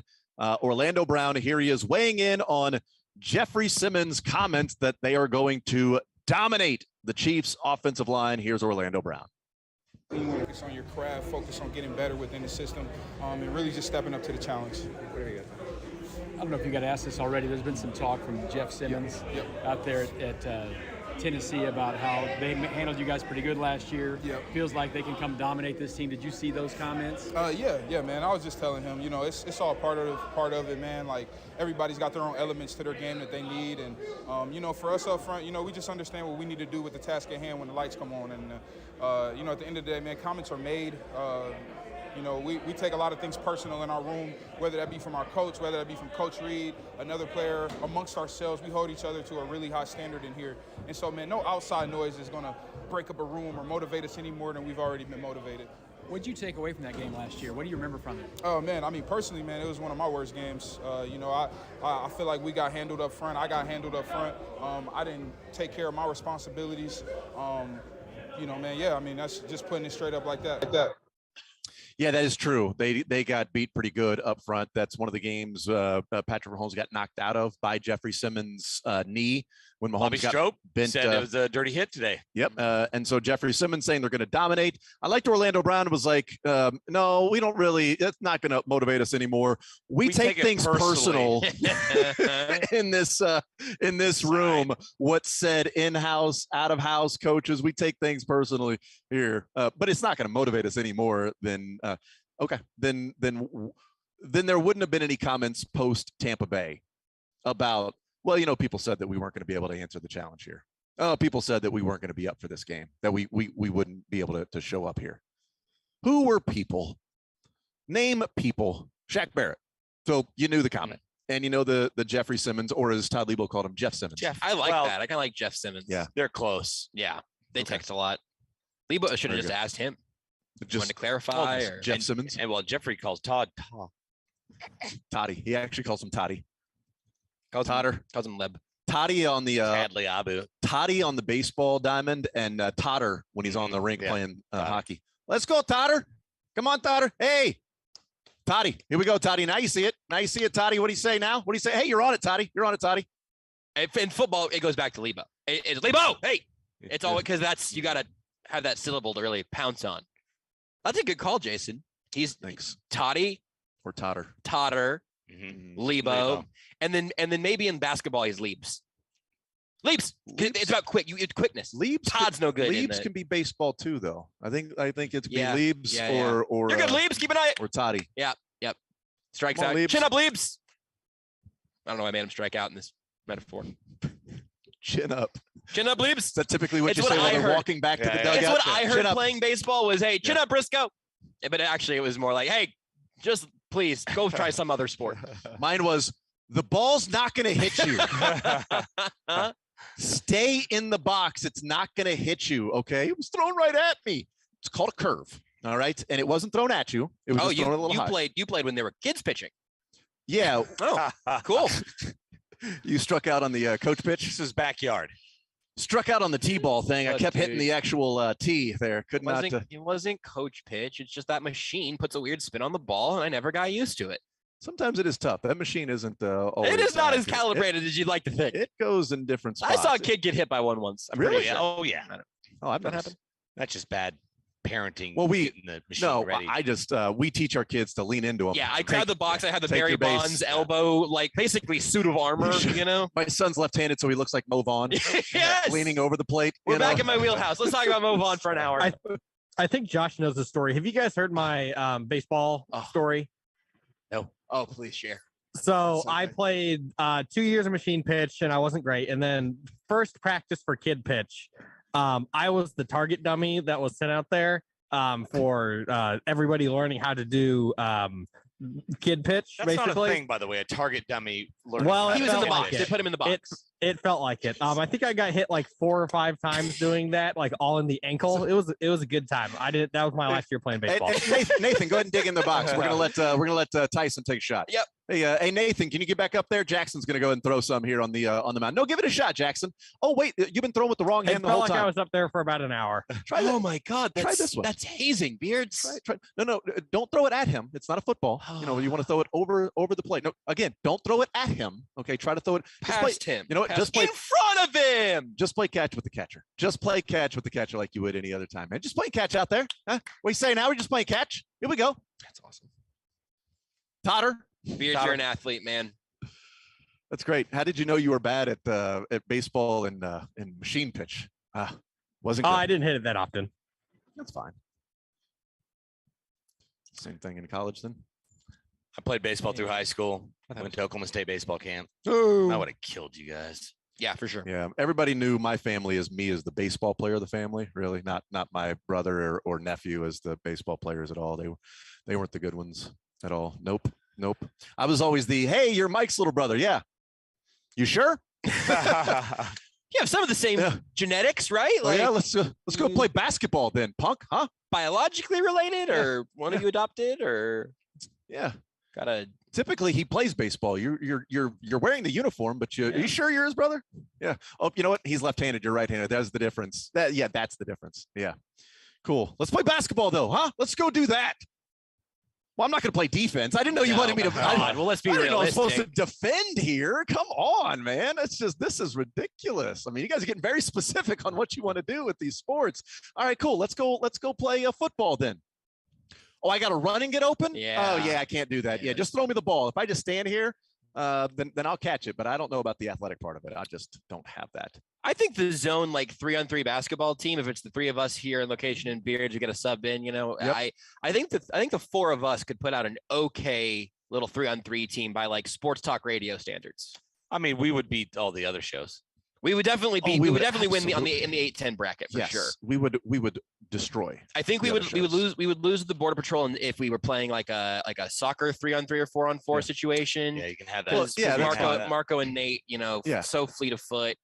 But also, like, they might bring Jake back. That would be a game ender there. If weekly guests count, like, I don't know, they can't use Jarrett Sutton. Yeah, well, or can they? Okay, so Jarrett, Marco, Nate, and Steven versus Mick, Beards, and me. I think having Jarrett's Jarrett going to be a game changer there. A real game changer. Yeah. What would Kelsey do? I don't know. Let's find out. Here's Travis Kelsey. I know you guys don't dwell in the past, but last year, nothing for you guys there. No, we're definitely thinking about that for sure. It drives the mindset for this game. You know, a very tough physical team that could create havoc if you give them the opportunity. And we have to take care of the ball. That's the biggest thing, and then just match that energy up front, knowing about their DN. You guys have a lot of new faces too. I mean, plenty of you guys were here for that game. How do you kind of let the new guys know about last year? It starts from the top down. Coach Reid presents us with a challenge every Monday or every Tuesday, and from there we go about our work week accordingly. And it's been that way since I've been here. And every single week is a new challenge. And this week we got to match the physicality that Vrabel brings with every single defense that he has, the kind of the mentality that he played with, and then on top of that, we got to take care of the football. And on the other side of the ball, we know that they got a tough, hard-nosed running game, and we got to stop one of the best running backs that's ever played the game. Travis, Jody's down. We don't know exactly what's going to happen, but just your impressions of Jordan Frank's practice squad tight end since. Man, it's fun to see him progress. We have a great locker room. Coach Melvin's got us all fired up every single day, playing with our inner 10-year-old, as he likes to say, and get out there on the grass every day. And it's just, seeing Jordan build every single week. His attention to detail is awesome, man. And that's what you want to see out of a teammate, out of somebody in the building. Is they want to keep learning and want to keep getting better. And sure enough, I mean, he's been doing an absolute unbelievable job getting the defense ready, as well as keep inclining as a player himself. Travis, what have you seen from the growth of the receivers just so far? Well, I mean, they were all very established before they got here. We're talking about Juju and MVS. Obviously, Mecole has been a guy that, you know, we know we can just get the ball in his hands, but even his routes have progressed just with reps. You know, with more reps you get with 1-5, you know, Patrick Mahomes he's special for a reason because he makes guys around him better. And the more reps that he gets with you, the more communication that he has with you, the better off we are as a team because we're on the same page and stuff. So I think you'll slowly see everybody keep rising to the occasion and keep kind of emerging in this offense. What do you see out of Kadarius Toney so far out there in the practice field? He's going to be a solid contributor to. I mean, he brings the energy. I think his ability speaks for itself. He's very quick and put his foot in the ground with the best of them. And he's special with the ball in his hands. He's one of those guys where his awareness is crazy. You think he's got eyes in the back of his head because he sees guys coming from different angles and stuff. So haven't seen, you know, the full arsenal that is him yet, but I think he's definitely going to help us out in the near future, definitely in the long run for sure. You were with him before, but how excited do you sense he is to have this fresh start in Kansas City with you guys? You just see that he's excited to play football. He's excited to be in the building, you know, and I think I'm not sure what it was anywhere else, but I know that right now he's been an awesome teammate and he's been constantly trying to learn. And it's just been fun getting in the huddle and helping him build and getting comfortable. Travis, just with how different the receivers are as compared to last year, do you see defenses still trying to adjust to what you guys are doing? Yeah, well, I mean, 100%. I think the element of surprise or the element of something new, you can't really scheme it up, and I think that's definitely helped us out, as well as Pat playing his tail off and understanding where to go to the ball, even more so than he was the years prior. You know, he just keeps getting better every single week. So it's just, yeah, I think defenses are still trying to figure out exactly how we're using all these pieces, knowing that we got a bunch of new pieces, and I think that's helping us definitely. Travis, on the same question, what does it mean about the tight end room to be able to be part of the unexpected stuff for other teams' defenses? You guys are involved in the offense, but the tight end specifically, you guys have a lot of options. And what does it say about your room and Andy Reid's trust in you guys? I'm a little biased, man. I think the tight end room has got more of an advantage than any other position on the field, just because our size and our ability, and especially the guys that we got in that room. So definitely a little biased when it comes to, you know, getting excited about us getting involved, but I think we can keep growing, and then sure enough, I think Blake Bell's on the horizon here, so we get all four of us back in there. Just to follow up on what you said earlier, is there a certain enjoyment to not knowing exactly what the defense is going to do? It seemed like last year it got to where it was pretty typical. No, it was still, you know what I mean? It was still exciting. It was still fun. I think I get excited for a new game plan more than anything. You know, how are we going to attack these guys? How can I get excited? How can I visualize how I'm going to attack my opponent all week long and all the various, you know, outcomes that could come on any single play or any given play? And it's just, that's what you get fired up for. That's what fuels my excitement for every Sunday or every game day, is that ability to get excited for the plays, not just for me, but for everybody on the field, man. Travis, I know throughout the season, man, last year, you know, you got a lot of jam coverage and everything, but you kind of found a way out of it. But this year, just as you get extended into years, how do you feel you've just been able to just maintain your body throughout the season? It seems like you've been doing a really good job of that this year. I've been very fortunate, man. Been very fortunate to be as healthy as I've been over the course of my career. You know, there's a game where you can get put in some tough situations, and I've been fortunate to be able to put this pads on for the amount of time that I have been out there. And with that comes a lot of, you know, preparation, and comes a lot of work with the trainers in this building. My guy Alex Scasel, and there's so many, you know, people that there are so many things, so many variables that go into that. It's hard to just pinpoint one, man. I've just been very fortunate and always trying to, you know, go to work to make sure I'm ready for any situation. Travis, the 49ers game was another game where you guys fell behind early by double digits, came back and won big. You know, the game started with a pick, and you guys got down 10-0, and you know, the 49ers can be a good defensive team, and that building was starting to get loud. How does none of that get you guys out of your comfort zone? Well, we know we can put points up fast, and that's the biggest thing. We know what we're capable of, and I think that kind of it helps you gauge what's possible and what's not. And then on top of that, you can't let doubt seep in at any point in the game. As soon as you let doubts seep in, you might as well throw the white flag or, call it quits. You just got to have the mentality of keep fighting and keep finding ways. And we got full trust in our defense to be able to keep us in games, and I'm sure they got full trust in us to be able to put up points no matter how many we need, man. Last one, Sam. I don't think we've asked you about your podcast yet. I just wondered how that came about and just how you're enjoying it. I'm having a blast, man. It's fun to see.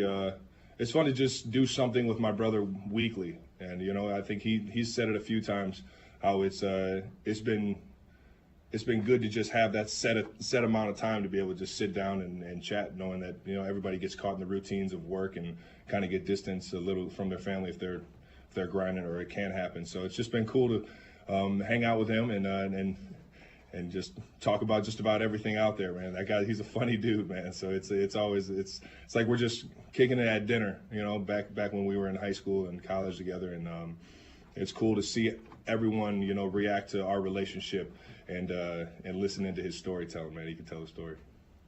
Thanks, Travis. You already know.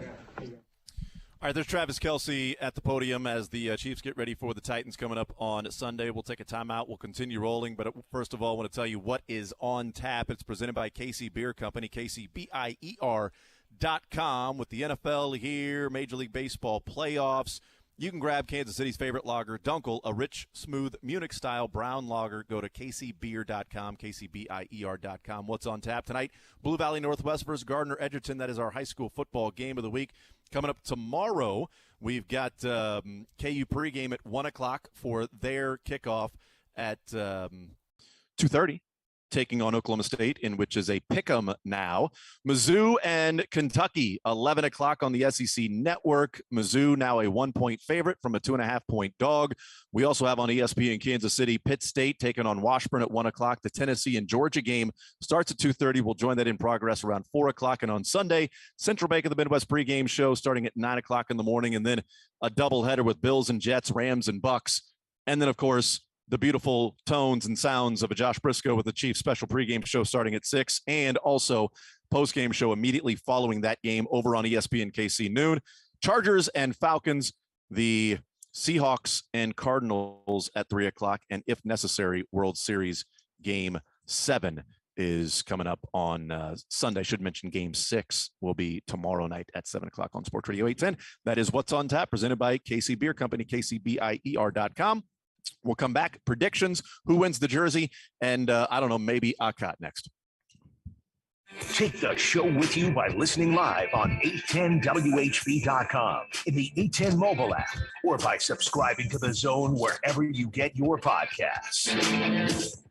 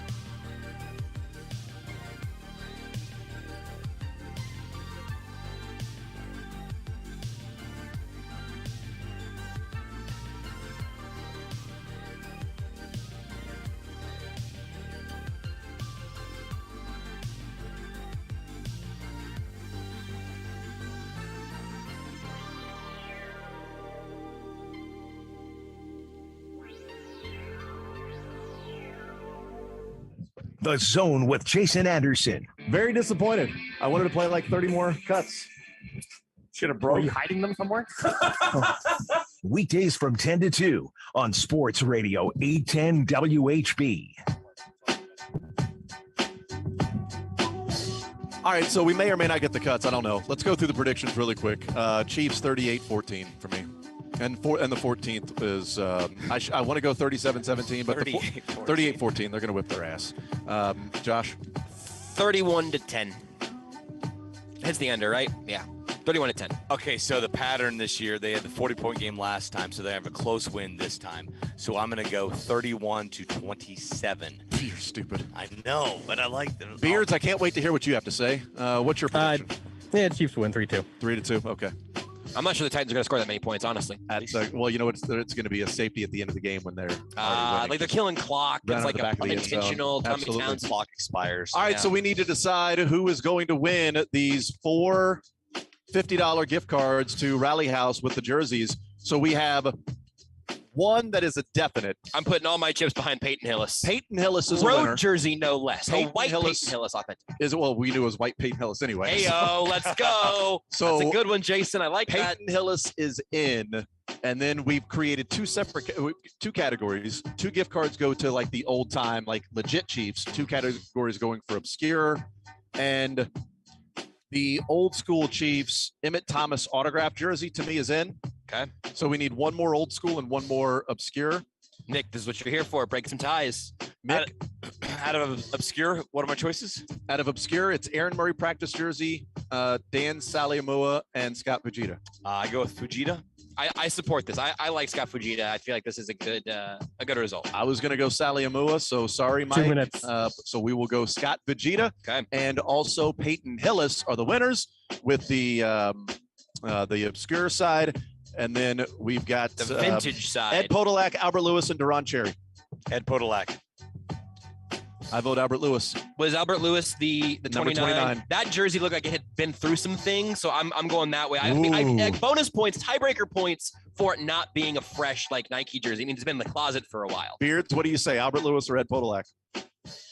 Podolak's a fun name. Okay, 2-2. Wow. Very good. We need a tiebreaker. Mike, Podolak or Albert Lewis? Huh? Where'd Mike go? Where'd Mike go? Albert Lewis. Okay, we're going Albert Lewis. Lewis. There it is, Albert Lewis. Albert Lewis. There we go. Albert Lewis, Emmett Thomas, Peyton Hillis, and Scott Fujita, the winners of the 4 gift cards. Thank you, everybody, for coming by as well. Thank you for that. All right. Great location here. I'm going to spend a lot of money as soon as the show's over. Yes, you are. Do we have a cut or 2 to play before we get out of here, Beards? 1 minute. 1 minute. Play a cut. Go ahead. Throw it away. Throw it out. Andy, come eat me. Andy, come eat me. That would be the Mr. Good. I can only get mad at 4 things in life. It was 3. This is the 4th. Golf, my wife, Oklahoma State, and now that pun name game that nobody can get. I'm shocked that I'm the highest of the group. Yeah. Well, Coach, you kind of following up on what Steve said. You feel that way. You're not an old man. Because I stand here looking at you, right? Yeah, we look a little different. Yeah, we look Andy, come eat me. all right. Thank you to Rally House up north, our location. Thank you to everybody that came by and stopped by as well and said hi. Make sure you get everything ready to go for as the weather is changing and also the holidays right around the corner as well. So there you go. The program coming up next. Thank you, Mick. Thank you, Appreciate guys. it. Thank you to Rally House as well. Program next.